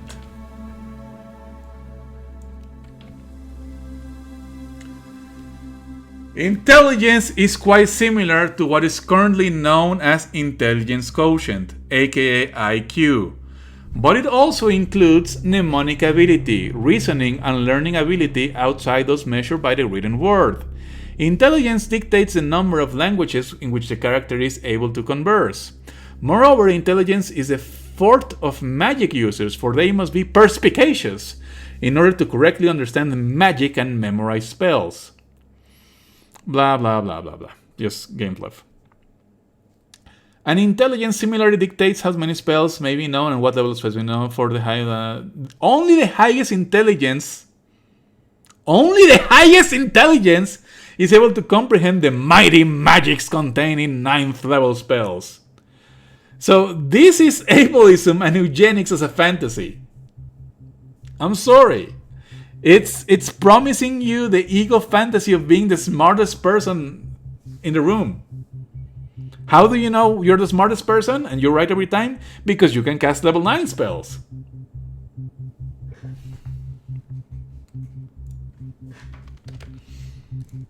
The debate on what is IQ and the legitimacy of those tests goes beyond this article. My position is that the only thing that test measures is how well you can take an IQ test, aka it's worthless garbage, it's shit, it's ableist, racist pseudoscience. But it is supremely perverse to use such an exam or measure to measure political as a measure for political programs, economic stimuli, or to characterize entire populations or ethnicities. My stance is that there are multiple radically varied different ways to be intelligent,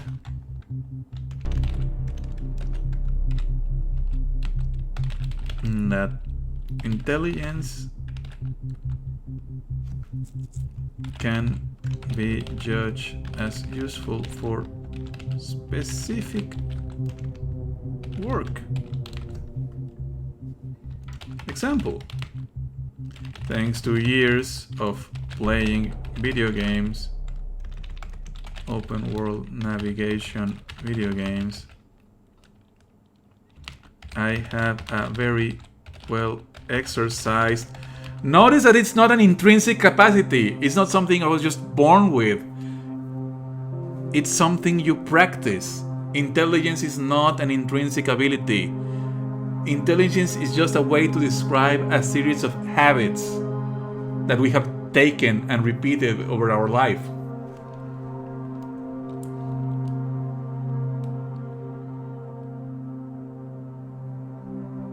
Sense of direction. I know how to read maps and navigate streets with ease. This makes it a good idea for someone to ask me to be their co-pilot, but it does not give me powers over the life of others or to claim I am more intelligent without any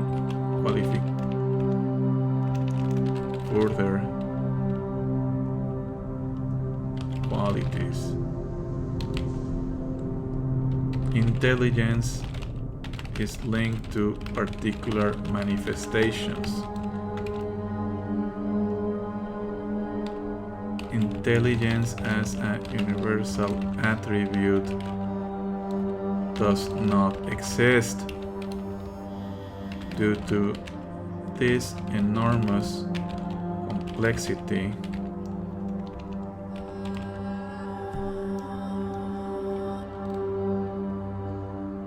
Trying to represent intelligence in a meaningful manner within the crass simplicity of a scale that only goes from less to more is unfortunately naive in the best of cases, dangerously ableist in most. Okay, and here's something I have to mention that I didn't put in this essay because it's just too horrible and too greasy. It's really greasy. There are two types of role-playing games: fun games made for people to have a good time, and awful sadistic racist bullshit.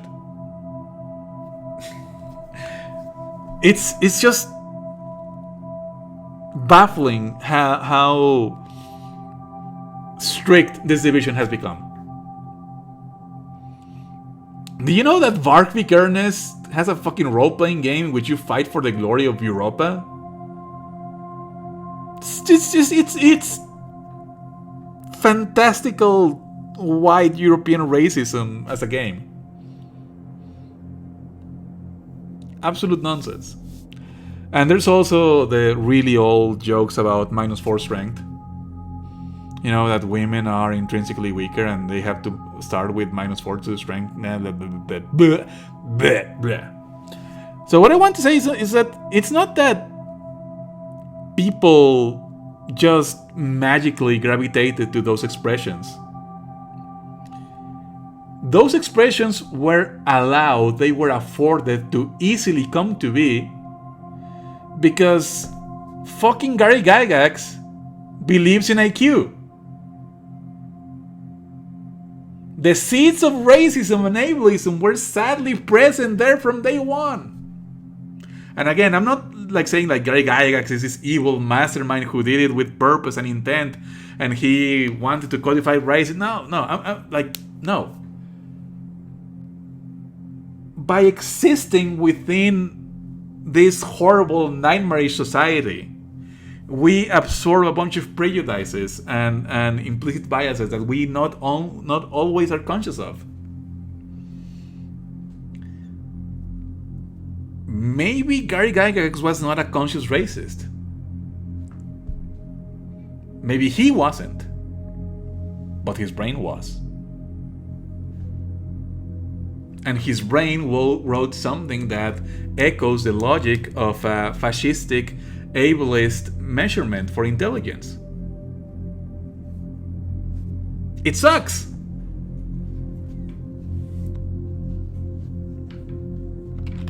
If intelligence can be represented as a scalar, then in our fantasy worlds there are objectively more capable, analytic, and thus more authoritative minds than others.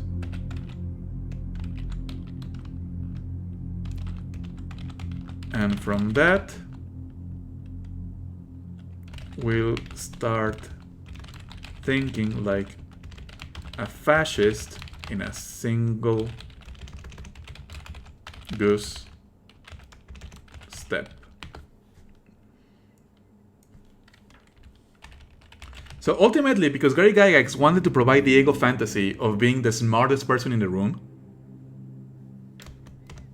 because I mean, he was making a game for his friends, and his friends were all geeks and nerds who probably fantasized about becoming great wizards and using magic powers to overcome the bullies, the typical nerd fantasy.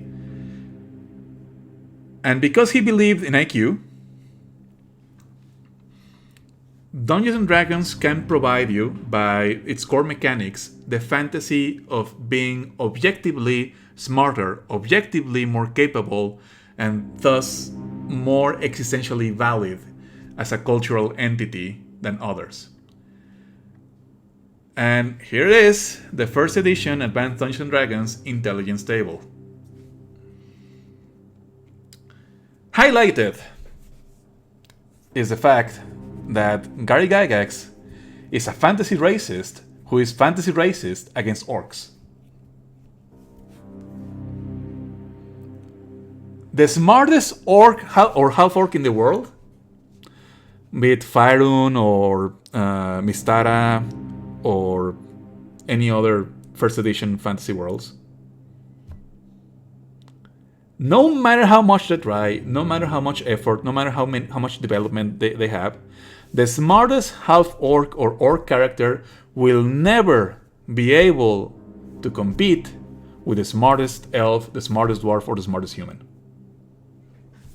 Now, again, Gygax here is drinking from the same error that plagued Tolkien, the notion of the orcs.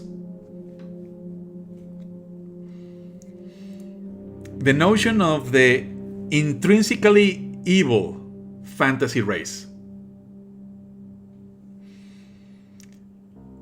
Gygax, in his setting, in his modeling, his rule set, goes one step further and says, well, yeah, not only are the orcs and half-orcs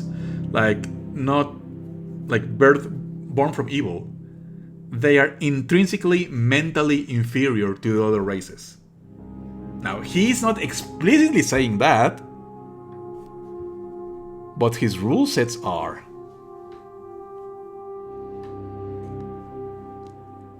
So again, and I'm saying like Gary Gygax was just like plotting this with evil conscious intent. But just like the Fallout example, once you buy into the underlying logic or framework of treating intelligence like something that goes from less to more, it becomes so easy. But I vanish you to the shadow realm.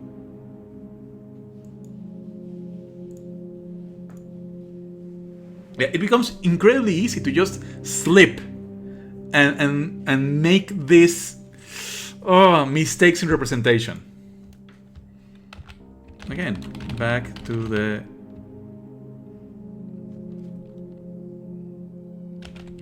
Dungeons and Dragons player handbook. Think for a moment about the implications that a race of sentient beings simply cannot be as smart as the other intelligent, as smartest members of other races. If this fires your racism detectors in your head, you are correct. Half-orcs are not real, even though I may look like one. But the logic of racial supremacism is operating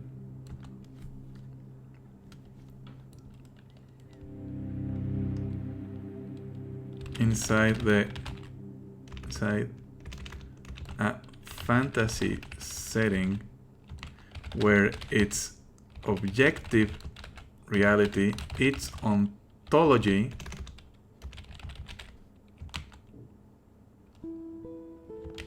makes it valid and correct to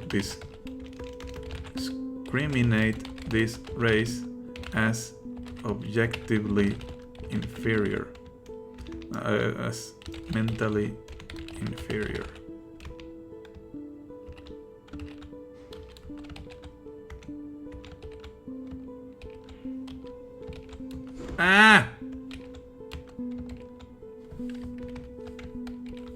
There we go.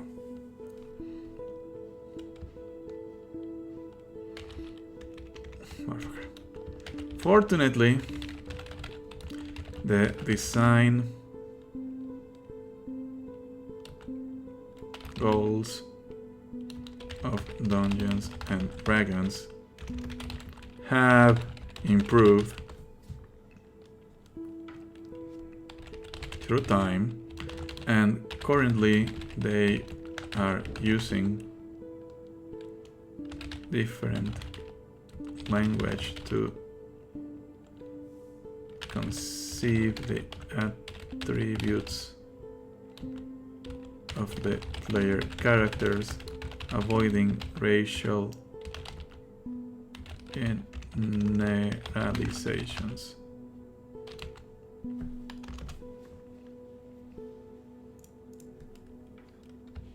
However, this does not do away with the underlying problem that you still have sentient beings that are objectively and measurably more intelligent than others in a broad, general way. The dilemma here is, are statistics a mere abstraction of game design, or are they representations that inform us how about the simulated reality of the game we're currently playing. If it is the first case, we can simply call the stat something other than intelligence.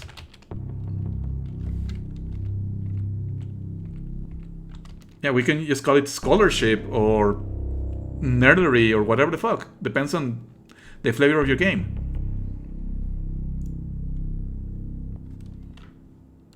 If it is the second case, why don't we invent a system of representation that is more complex and less ableist?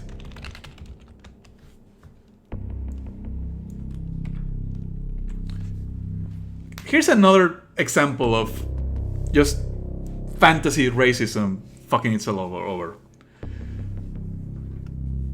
So this is a screenshot from Shadowrun Returns. Great games, by the way. It's commonly known as the Shadowrun Returns trilogy. Dragonfall and Hong Kong are really, really good.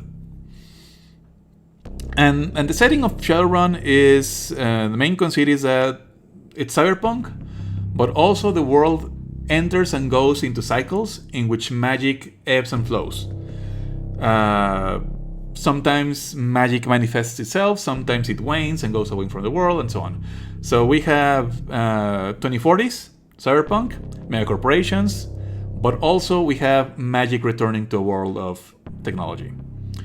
And part of this return of magic to the world is that some people, some humans, started warping. They mutated into fantasy races.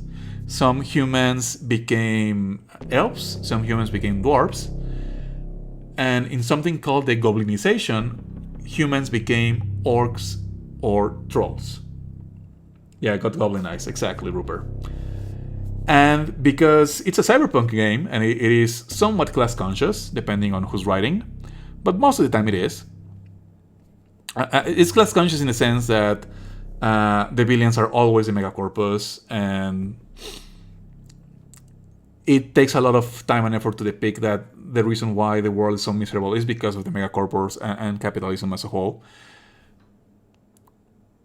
So part of that manifestation and critique of capitalism in the fantasy world is fantasy racism. Elves are treated as an upper strata of society because they exhibit socially welcomed beauty standards. And orcs and trolls are victims of racism. They are mocked, shunned, treated as violent, neglected in healthcare and medicine and so on. Like, yeah, very straightforward analogies between real-world racism and fantasy racism. The problem is that a lot of the in-world narrative racism against trolls is that trolls are stupid, violent, and only are useful for meaningless, violent work. You know, shoving heavy objects, smashing stones, and so on. But the game and both the video game and the role-playing game fucks itself up because, as a rule, in the ontology of the game, trolls are the stupidest race. They are the ones with the most limited intelligence. Intelligence 7 is beyond the maximum for trolls. So you want to criticize fantasy racism within your narrative, but the rule set means the racists are right, because you're making trolls to be objectively stupid. You cannot have both things. Modeling intelligence as a scalar also inverts the order of or logic of representation.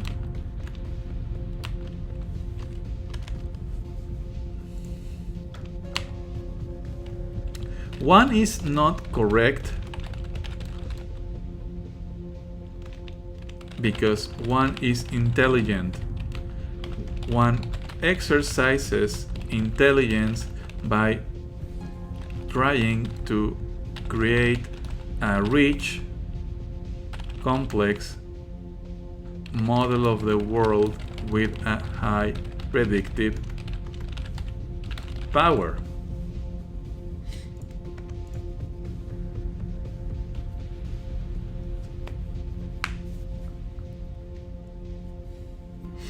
So again, in many RPGs, and this is something I really dislike and is very jarring, you are not persuasive based on what you say. You are persuasive because your stat is bigger, and that is an inversion of how it should work. Basically, in Fallout, you have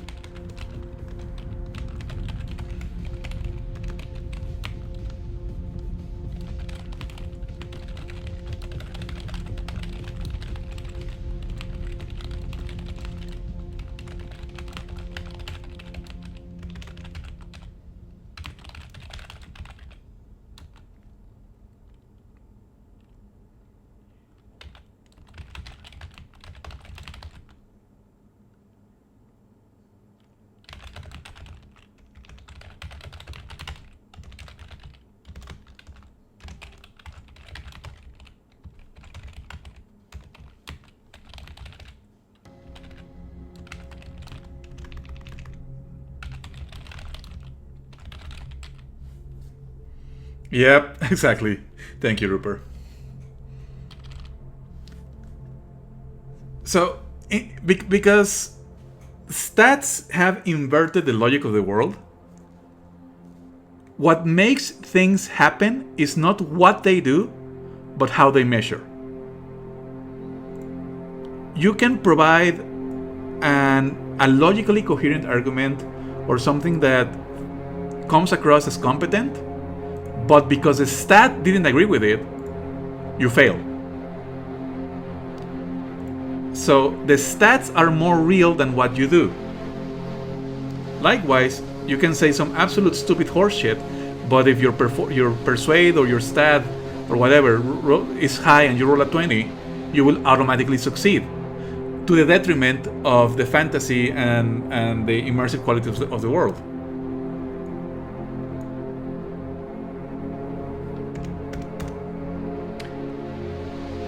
The fantasy of being the smartest person is an inversion of this logic. Once you believe you are the smartest person in the room, you go, everything I say has to be correct because I am the smartest. Where in reality is you become smarter, air quotes, by exercising your capacity to create meaningful, rich, detailed answers.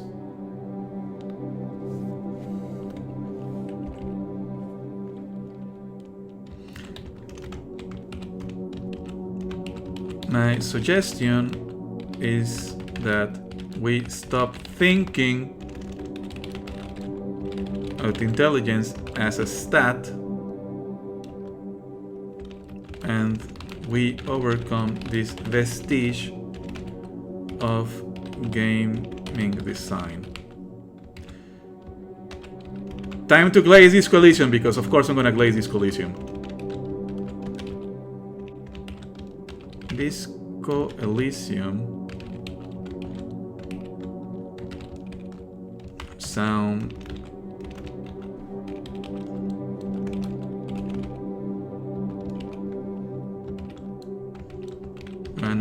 manages to do this. Stats in this game have a gameplay element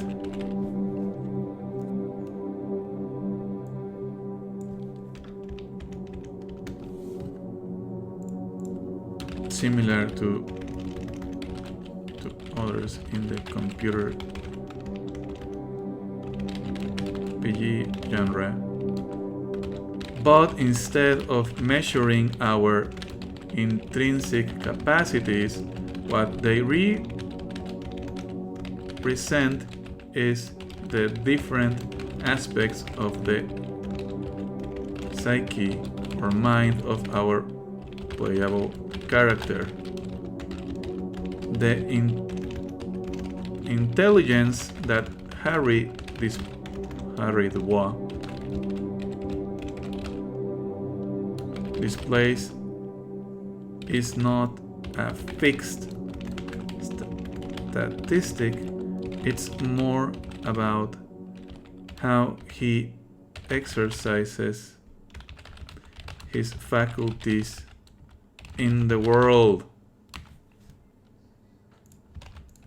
Furthermore, in this Coliseum, the statistics do not go from less to more capacity, but from lesser to greater sensibility.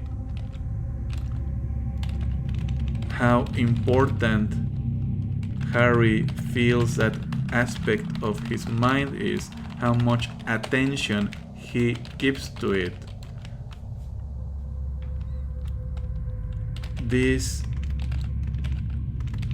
That is not necessarily a good or bad thing.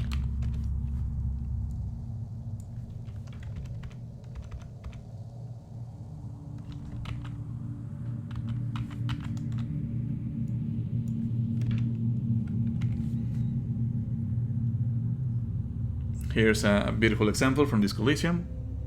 Sorry about these white lines. I don't know why we. Okay, there we go. There. Sorry for the display glitch. At high levels, drama may render you an insufferable thespian. So it's not that having high drama makes you better at lying. It makes you more sensible to drama.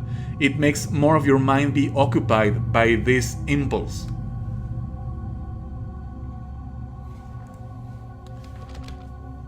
Okay. So we've covered that video games play loosey-goosey with abstractions and representations.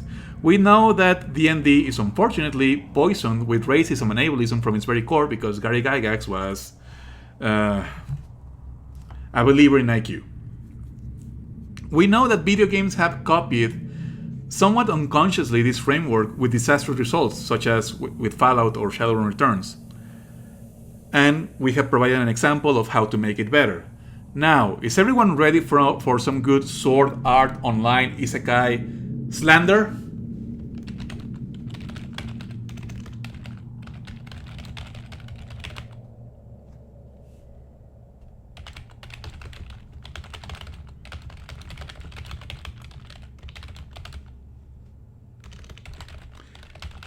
Mission and understanding of these ideas. Hell yeah! This channel is an anti-Sword Art Online channel. All my homies hate Sword Art Online. Since a couple of years back, I have spotted a genre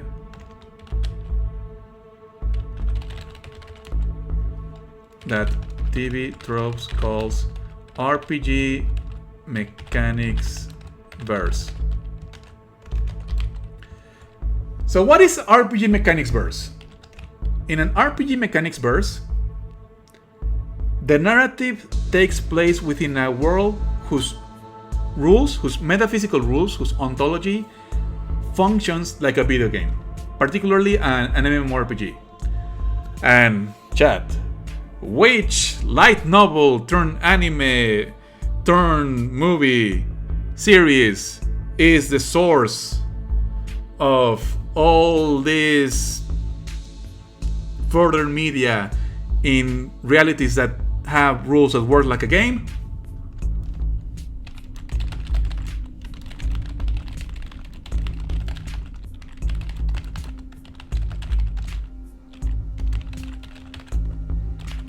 The ontology of role-playing game mechanics. Instead of statistics representing strength or agility of people that live there as a result of their muscles or training.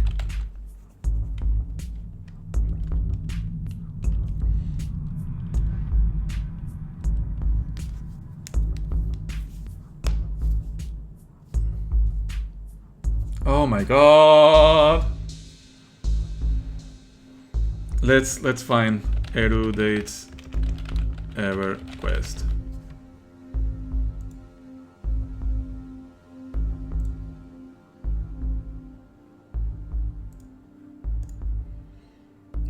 Oh my god, what is this Jacobian monstrosity?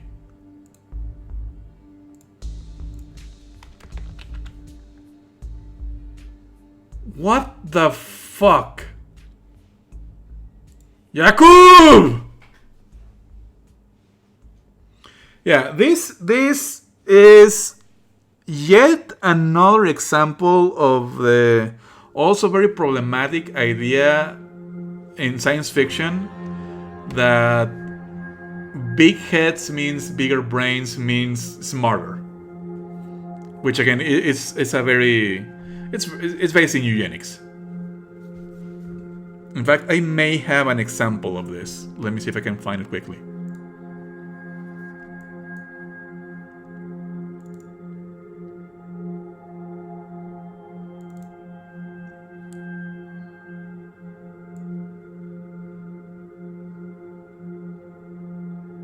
Oh, okay, I found it, chat. Are you ready for a combo of ableism and misogyny? Because where one is found, the other is not far.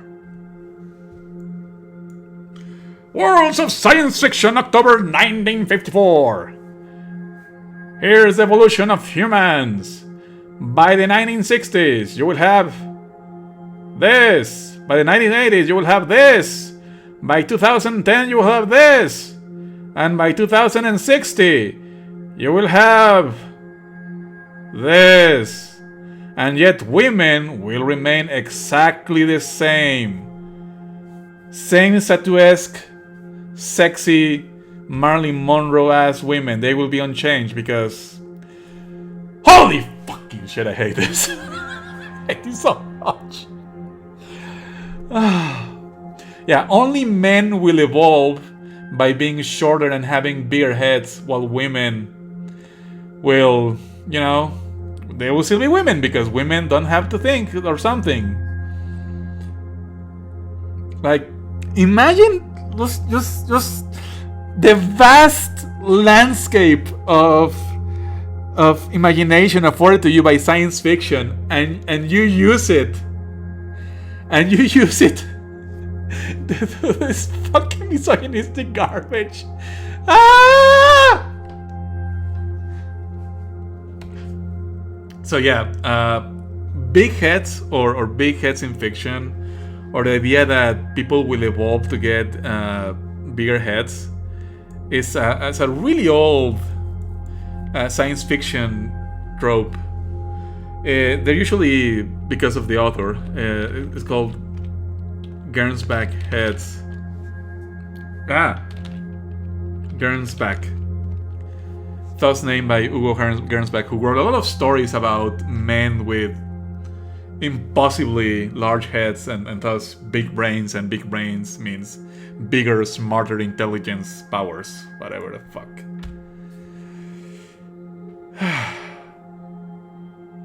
I mean, I have to spell it. Of course I have to spell it, but it is the logic of penises sublimated into the logic of brains. It is thinking like brains function like penises, in which more brain equals more, greater, better than. Yeah, exactly, easy. Exactly. That it is incredibly easy to refute. Another counterexample is that ravens and other corvids have relatively small brains, but they are intelligent as fuck.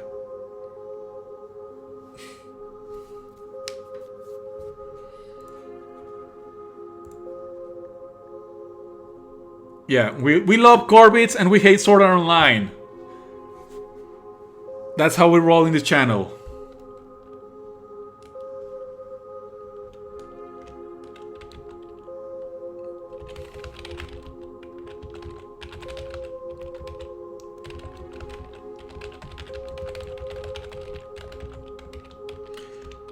So in an RPG mechanics verse,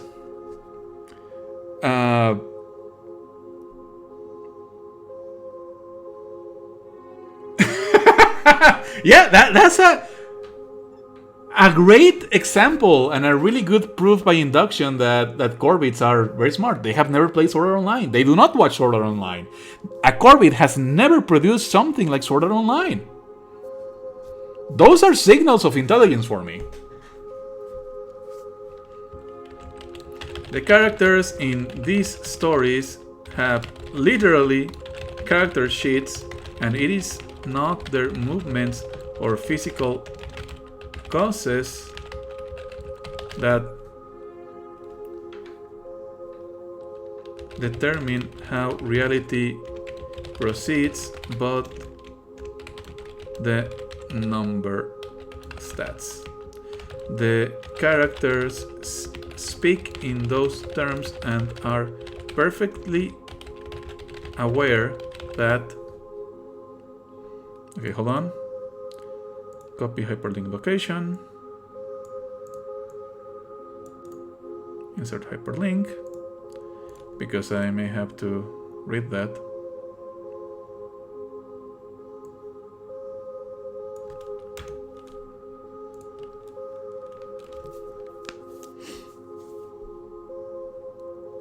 They live in a universe whose ontology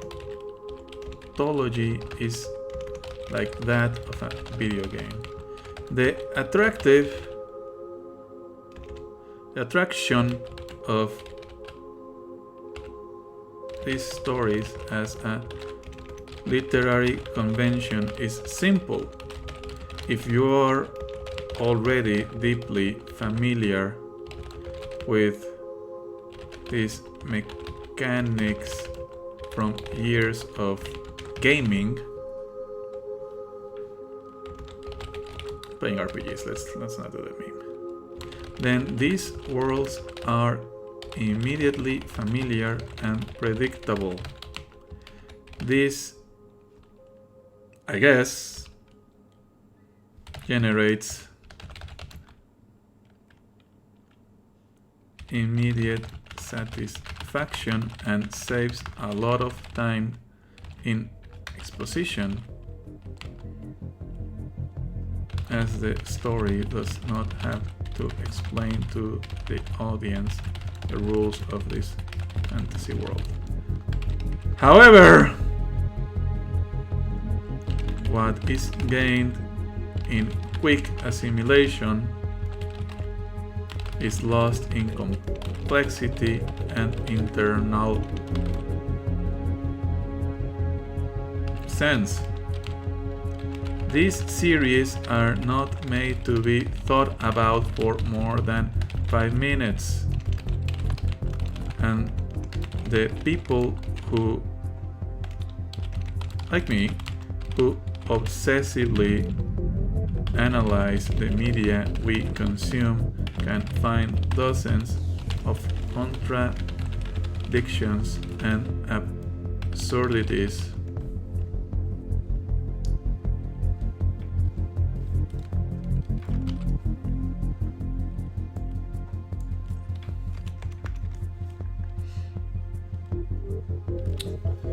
Sup, Thermodome. I am translating an article I wrote a couple of years back about how the logic of number stats in things like Dungeons and Dragons and video games, and in this part in a lot of anime and light novels that sprung from Sword Art Online is really fucked up and either fascistic or borderline fascistic and just miserable all around. Right now I'm writing about the flaws of what is known as RPG mechanics verse, which are a lot of games, and not games, light novels and anime that copied Sword Art Online. But the problem with RPG mechanics versus worlds is that Sword Art Online is people from the real world playing a game, and that's why the logic of the things that happen within the game uses, game logic. But there's anime that watch Sword Art Online and goes, yeah, what if the actual reality, what if the actual world in which things take place function like an RPG? And I'm going to provide an example of such an anime. I think you can already catch glimpses of it. If you can guess what it is before I reveal the whole image, I'm gonna give you a prize, chat. Why do these worlds function like this? What is the relationship between forces and stats? How does the relationship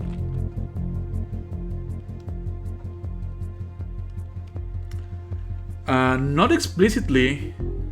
No, it's not Freyren. Freyren does not work as a video game. Freyren is an actual fantasy world.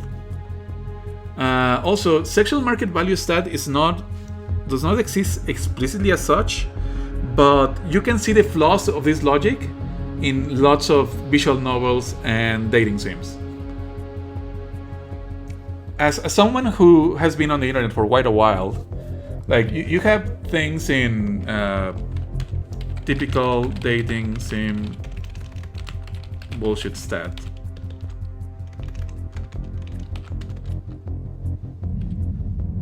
Looks. And it goes beep, beep, beep, beep, beep, beep, beep, beep. To this.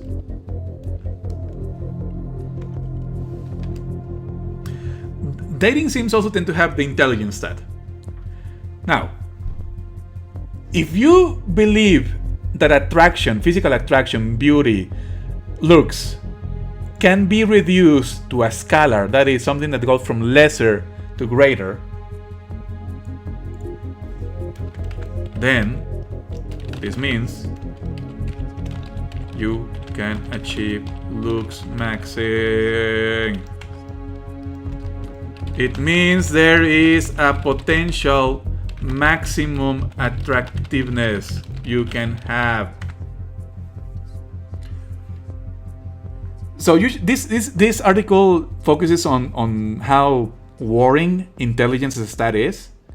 But if you think physical beauty or attractiveness can also be represented by the same logic of greater and lower, then you have bought into the 4chan manosphere equally fascistic, misogynistic understanding of beauty, where looks maxing is a thing. Looks maxing is not a thing. Beauty is not a straight line. You cannot maximize beauty. You cannot maximize your looks. So a lot of dating sims, even though they do not have something like a sexual market value stat, they have a sum of your physical attractiveness, your... Let me check. True Love 95.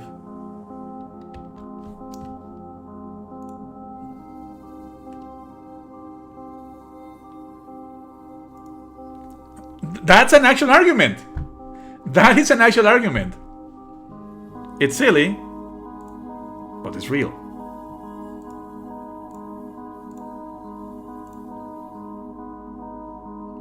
Okay, chat, are you ready to watch some PC98 anime babe? I'm sorry, this may get a little steamy.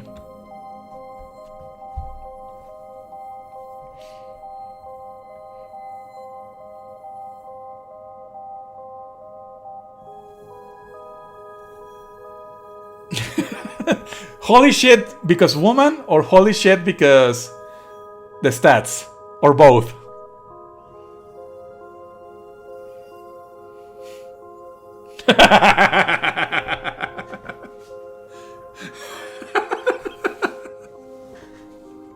Yeah. Sorry for springing this on your chat. I know that long hair anime babe giving you a bento is shocking for many of you. But please look on the side. Look at the stats. These stats function like lines.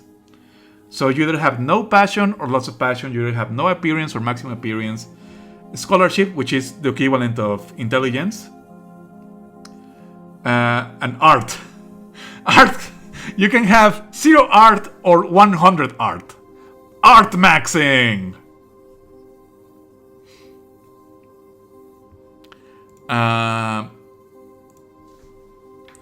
This screenshot is from a game called True Love 95, which was originally for the PC 98, the anime machine. It was also ported to, I think, MS-DOS, Windows 95, and it is on Steam. Or you can play it for free on your browser.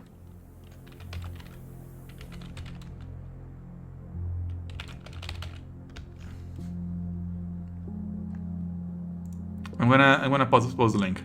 Hold on.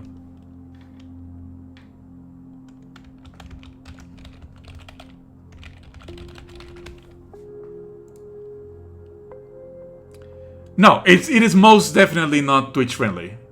There's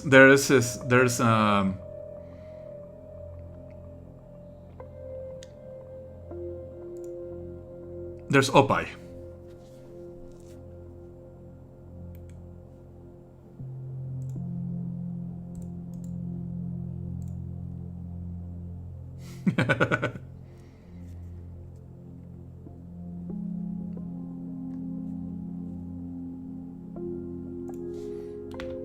Okay, I'm gonna...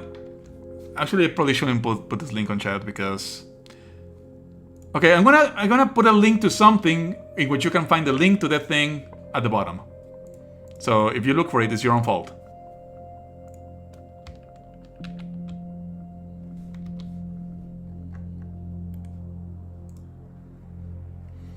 That's a guide if you want to play a PC 98 engine emulator on your computer, which is completely ethical and valid because most of these games are abandonware. And if you have a problem with abandonware, fuck off, really. It's video game preservation. Anyways. So, as such, there's no single sexual market value stat in this game, but there's some. Like, you need to pass certain thresholds of your appearance or your art or whatever to succeed in dates or to have certain events triggered with the girls of this game. So while it's not explicitly there, it is implicitly there.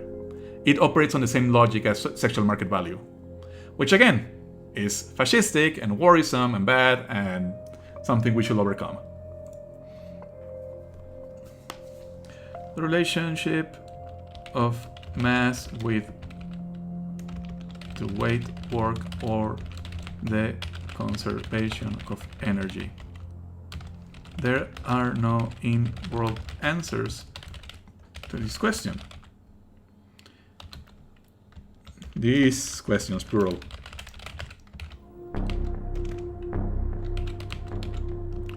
This genre does not intend to build a believable, plausible, or internally consistent fictional world in which we can suspend disbelief and feel catharsis as in traditional fiction. The goal of this genre is fan service, appealing to the emotions and immediate gratification of otaku subculture, using a language that has been chewed to such a degree that it is intuitively and thoughtlessly familiar. Okay, last chance to guess which anime I'm about to bash. I'm gonna give you a tip. It is absolute horseshit. Does that narrow it down? Guess not. It involves... We're getting there, yeah, we're getting there. It involves a clueless main character who gets a lot of women to fall for him, even though he doesn't try or do anything good for them. Does it narrow it down? Shit, it doesn't narrow it down.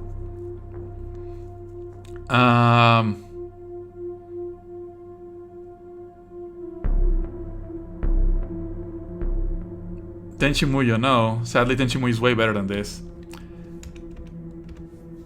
You didn't get the chat.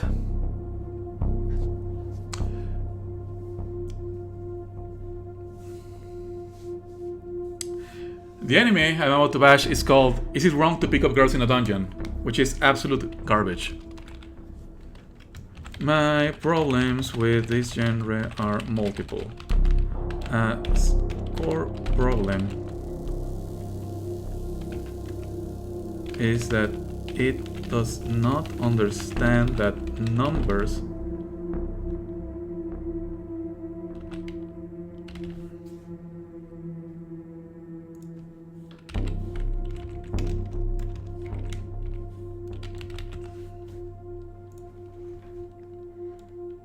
numbered stats are representations.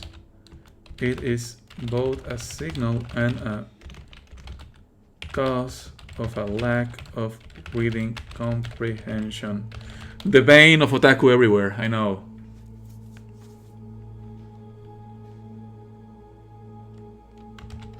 Thinking only in terms of naive realism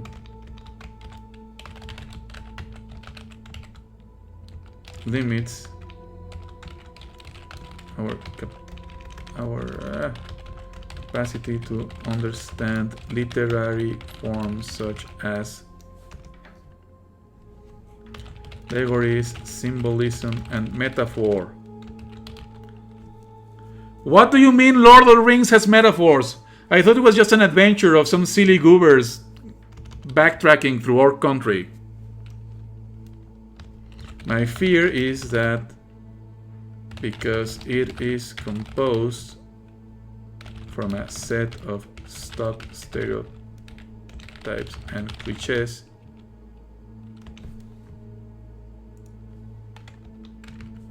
well-worn stock stereotypes and cliches, people ignore or do not understand what was the original purpose.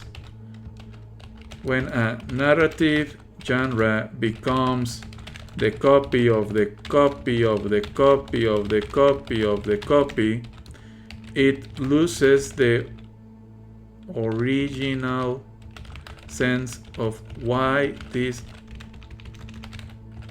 narrative beats happened, and the genre becomes an aesthetic that communicates nothing but its own ubiquity in pop culture. Sword Art Online, I'm looking at you. So what happened is this.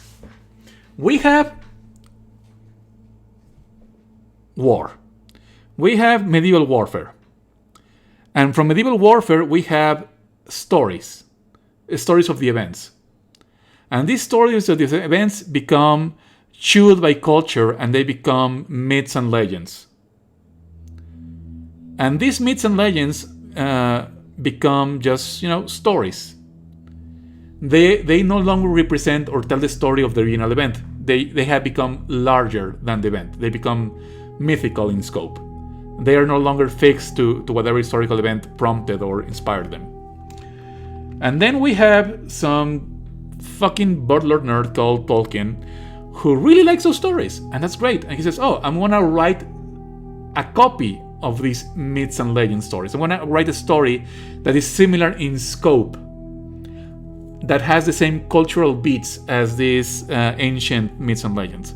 And then we have this other fucking nerd from some flyover state, Gary Gygax, and he goes, oh wow, I really like the part where the Rangers kills the orcs. It made me feel like a badass. And he makes a game about this. And then a bunch of Japanese nerds make their own story about it, and it's called Record of Lodoss War. And then a bunch of people make video games, MMOs, based on or inspired by the visuals and aesthetics of Lodoss War. And there's just this sequence of events. There's this sequence of telephone games where something is lost in every step. And ultimately then you have the story of a game of a story that is Sword Art Online. Sword Art Online is the story of people trapped within a game that no longer serves any meaningful story or connection to the fantasy aesthetics. It's just there as set dressing. It's just there because it is ubiquitous in pop culture, because everyone in Japan at this point knows that orcs are weird, pig-like, and whatever the fuck. They know what a kobold is because they kill many of them in their games, and so on, so on, so on. It just becomes a copy of the copy of the copy. And in the shit end of this process, right at the colon of culture, you have light novels and anime like It Is Wrong to Pick Up Girls in a Dungeon, where the reality of the world no longer serves any meaningful narrative purpose. It just functions like a game. The main character has stats. The main character is looking at his own character sheet. Not because it is meaningful or useful or is a plot point, but only because it is that thing you like. Hey otaku, here is that thing you like. You like it when number goes up, don't you? Here is the character, the vessel through which you are to embody your wish fulfillment and have a lot of monster waifus throw themselves at you. He also has number going up. That is the problem. The problem is that we assimilate and reproduce culture unconsciously, unthinkingly, and we stop remembering. We miss the point of what these stories were meant to do in the first place, why they matter,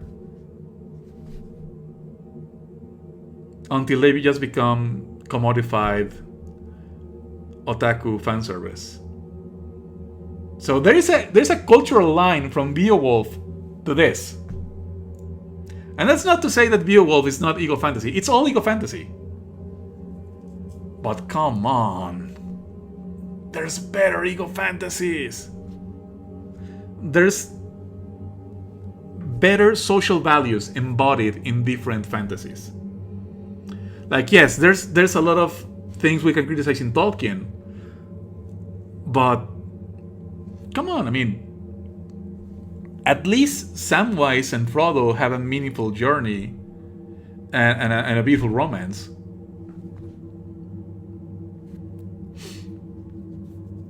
At least we show characters developing attributes that we can consider socially positive, like friendship, respect, trust, bravery, the capacity to accept one's mistakes, to ask for forgiveness, to face our oppressors, and so on and so on and so on. Yeah, there's bad, but there's also good. And then we have otaku fan service, in which there's nothing redeemable or likable whatsoever. It's just immediately trying to generate pleasure for the viewer. It's masturbation. So yeah, when I mean fan service, I do not mean ecchi fan service. I don't mean beautiful people with their bodies bouncing all around. That's not all fan service is. Yeah. Fan service is better understood as immediate, shallow wish fulfillment. And of course, these anime also do have a lot of ecchi fan service. Misogynistic ecchi fan service. Ecchi fan service with dubiously aged girls that use the L word to describe themselves. Like in this show. In this show, the main female character describes herself with the L word.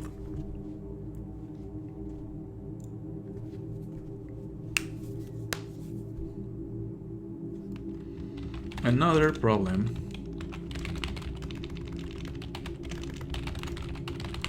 is that this points to the fossilization of language that we use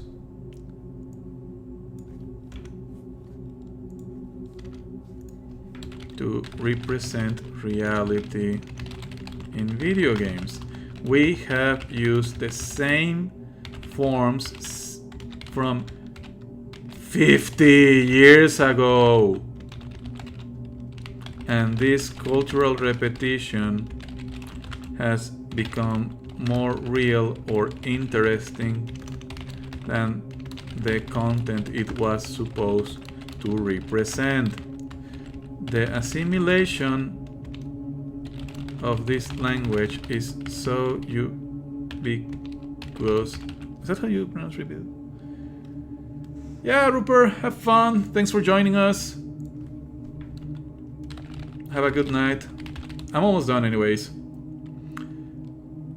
That it becomes an emotional comfort in itself when the mechanism for representation ubiquitous. Thank you.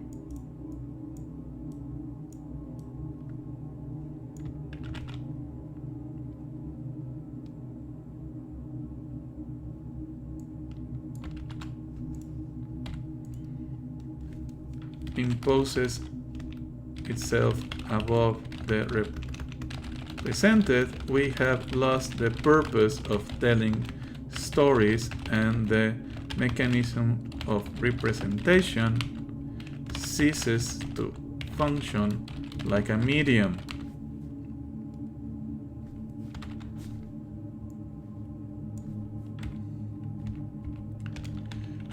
But the biggest fucking problem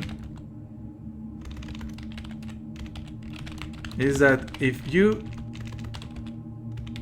have a reality where sentient beings are literally and ontologically composed by measurable statistics, and everyone knows that, then you, my brother, have built a reality where fascism is inescapable. It is literally built into the ontology of that world. In universes like this, people can simply measure their capacities and affirm their intrinsic superiority. The economic and political incentives of such reality are irredeemably perverse. In such a world, how do we refute Plato when he insists that only the wise should rule? What do? Just whip out your character sheets and look for the person with the highest wisdom stat.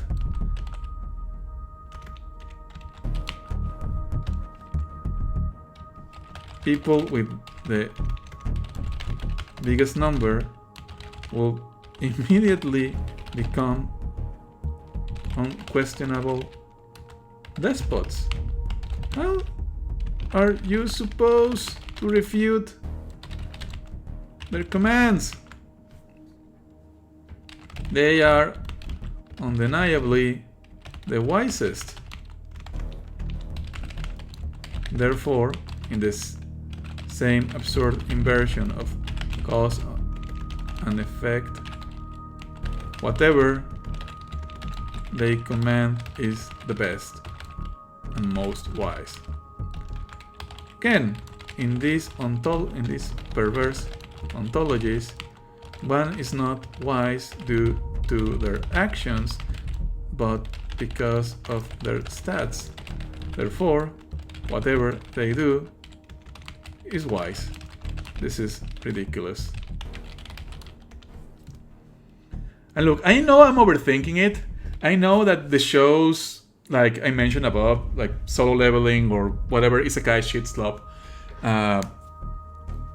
people watch, they're not meant to be thought about like this. But the core ego fantasy of Isekai harem shit slop, where I become overpowered because of blah blah blah, it depends on the same logic I just highlighted. You can only become the most powerful, the highest, the greatest, the more supreme person by having a reality in which those things happen, in which you can literally be the most powerful, the most damaging, the one with the biggest number. So the fascistic logic is there. Just because you say, well, I mean, it's just a fantasy wish fulfillment show with big titty anime girls, you're not supposed to think about it. No, but you're supposed to feel pleasure about it using the same logic. So you cannot get both. You cannot get the wish fulfillment without the fascistic consequences. Just because you don't want to think about it doesn't mean it's not there. In a universe ruled by measurable statistics. Exactly, yes. Might makes right, but with numbers. At least in Might Makes Right, in more complex settings, like like Vinland Saga is a very interesting study of the concept of Might Makes Right. And it struggled with it. It has dialogue with it. It tries to understand why it happens. But even if you wanted to like study or understand Might Makes Right, the ontology of these universes trivializes it because, yeah, Might Makes Right is a rule of the universe. Whoever has the biggest number wins. Whoever has the biggest number is the best ruler. Whoever has the biggest number gets the most waifus.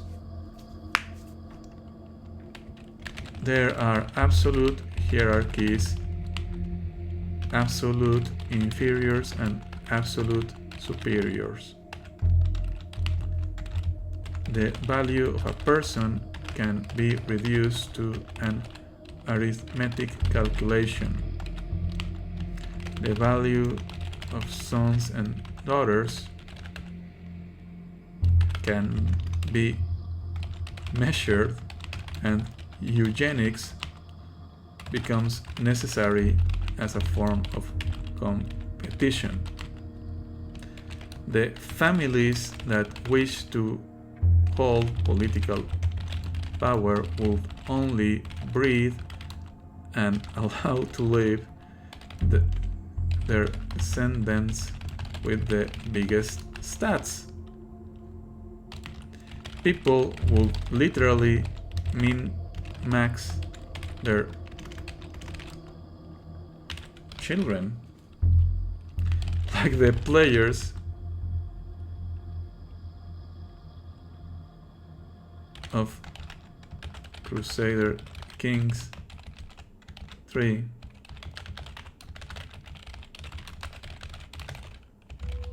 Do.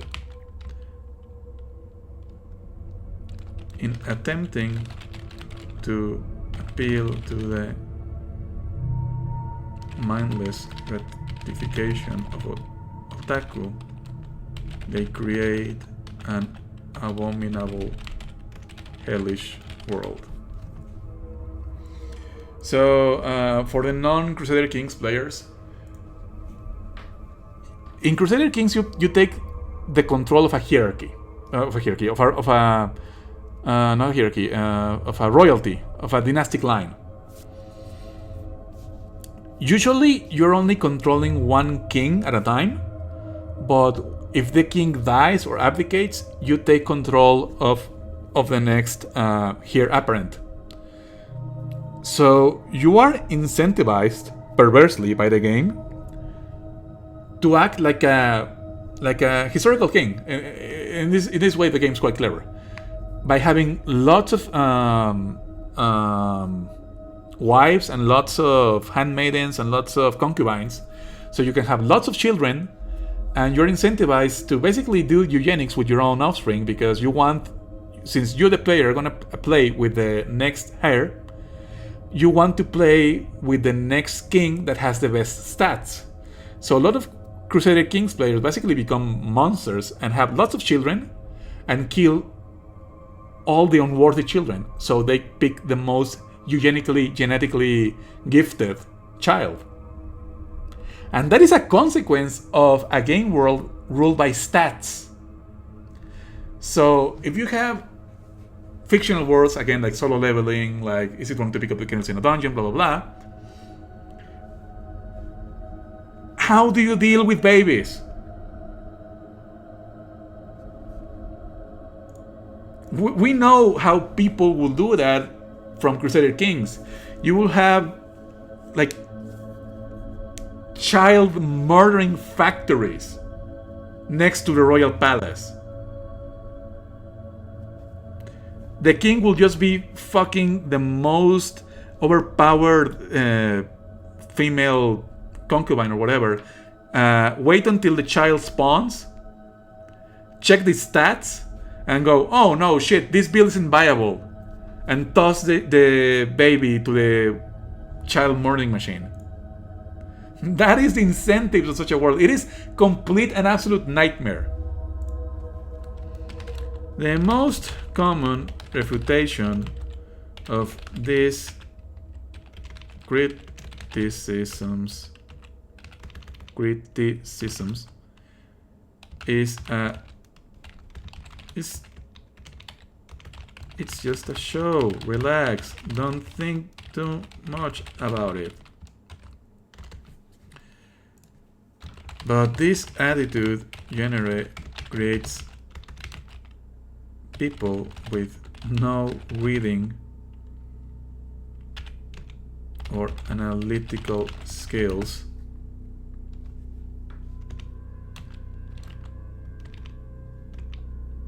Literature. Another moralistic refutation. Another less moralistic refutation. Thank you, Easy, my fellow old.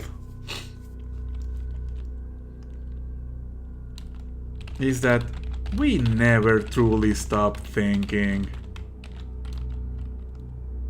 What changes is the attention we put on our thoughts. If the media is supposed to be mindless, absurd, and with no requirement,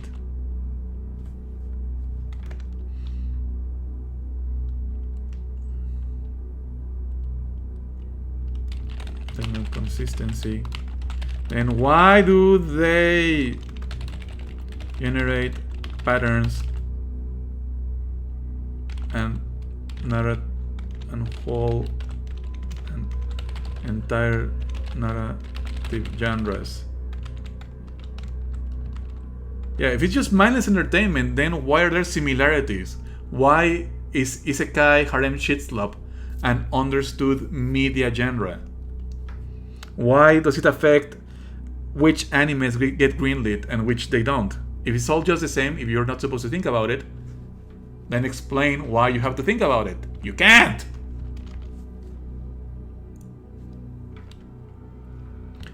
A common language is an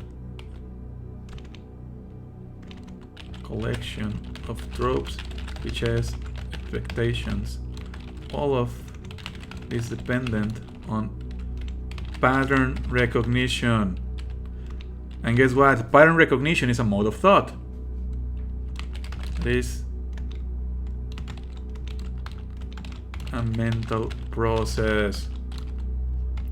This genre is absurd at a narrative level, but there is an underlying logic in how it presents itself and the marketing needs that promotes it.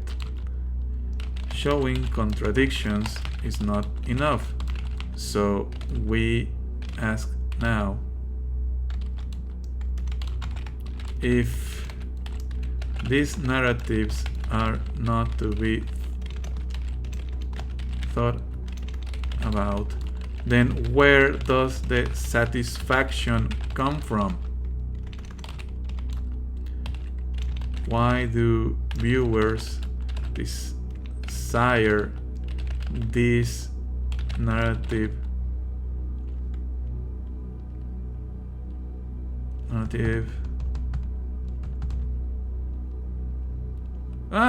I lost the word.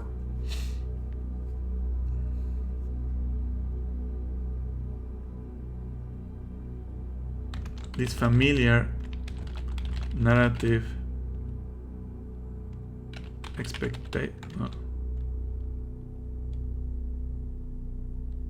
patterns, beats, tropes. I want to say movements.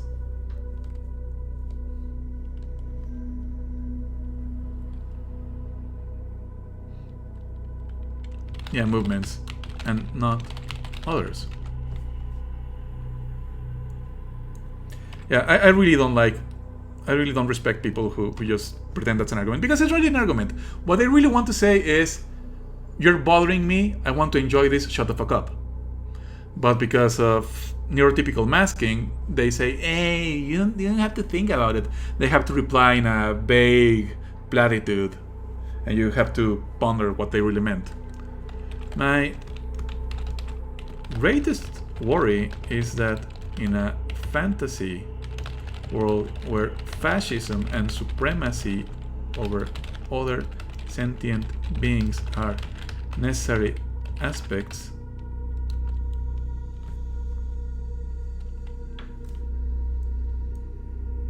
that there are so many fantasy worlds where fascism and supremacy over other beings are necessary aspects are presented as gratifying or desirable,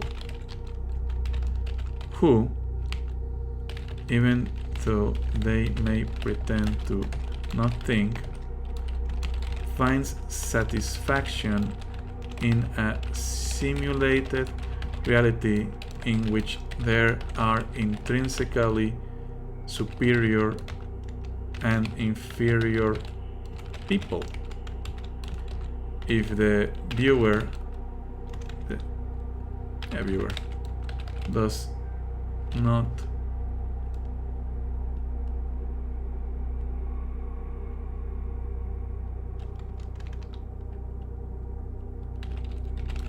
come to perceive such a thing, then they are easy to manipulate. If they can see it and agree with it, then there are very dangerous and undesirable political passions inside that person. The answer, I suggest, is rejecting these fictions and returning stats to their original function.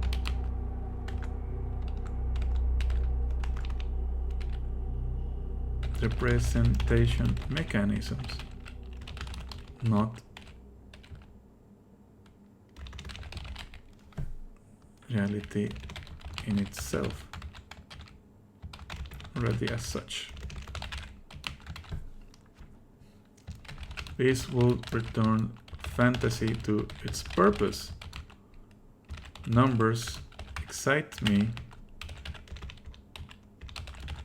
because they are my representational vehicle to feel as if I were stronger, as if I had the discipline and dexterity to face a dragon, not just because my number is bigger and that makes me better than.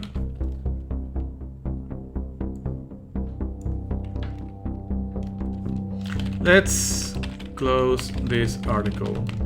I understand why we use these design languages. Statistics are a system that function pretty well for a lot of things. I understand perfectly the excitement of leveling up and seeing the attributes of my character grow, opening more and more of the game space. We have an inertia of 50 years of using these systems. They are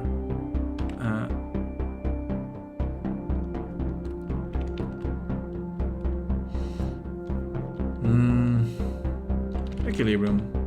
Yeah. Equilibrium point that is hard to topple. But I offer the following as a challenge and as an opportunity. Can we design presentation systems that, for role-playing, that do not have these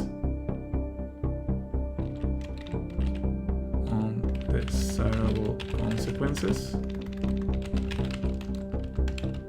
Can we create ways of experiencing the joy of growth and becoming more capable and powerful without this implying is generating a hierarchy of political domination? Can we imagine a world of differences without hierarchies?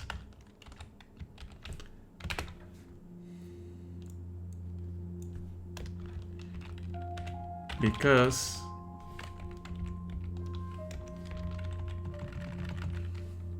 that is the real world in which I want to live in. If I can imagine it in my games and fantasies, then maybe I can use that to share my desire for a better world, which is the purpose of art.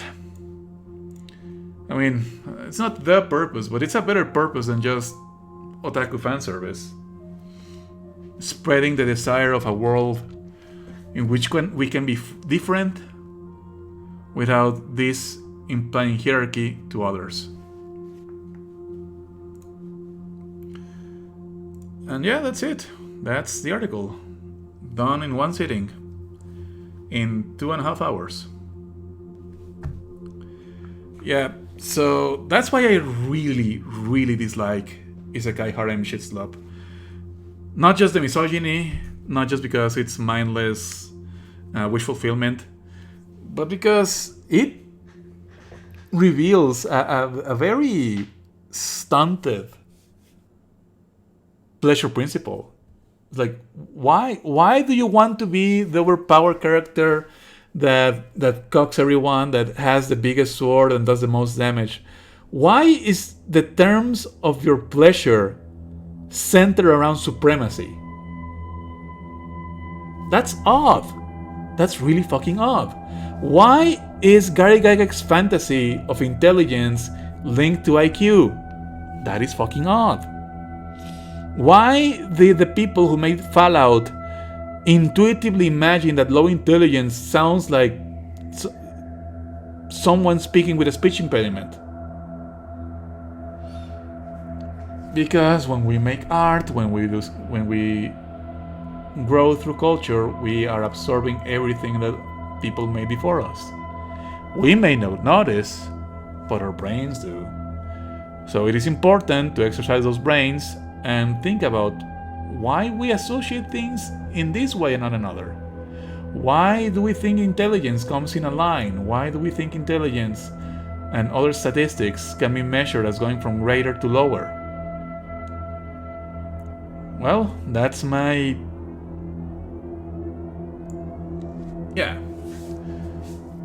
That's my contribution to this debate. We think of stats in terms of lines because Gary Gygax did an ableism in 1974 and 1978, even though he did not notice it.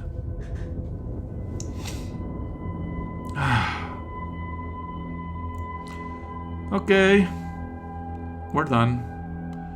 I'm glad everyone showed up. I hope this was of interest. This helps you. I hope if some potential game developer watches this, I would really like if this inspires them to think, maybe I can make a role-playing system in which I can conceive of intelligence in wildly different, more egalitarian ways that does not make me do an accidental ableism. That would be pretty cool. Because, I mean, Disco Elysium tried that, and Disco Elysium fucking rocks. Maybe more people should do that. Yay! Maybe we should do that. So, yeah. Thanks for joining me, Izzy, and thanks for everyone still on chat. It was a pleasure. Really enjoyed doing this. I'll publish this later. You want to join me on Thursday? I'm going to play Slay the Spire 2 for the first time. I'm going to start at 5 p.m. Mexico Central, which is 1 hour later for people on daylight savings. And yeah, once again, thank you everyone. Have a good night. See you all. Bye-bye.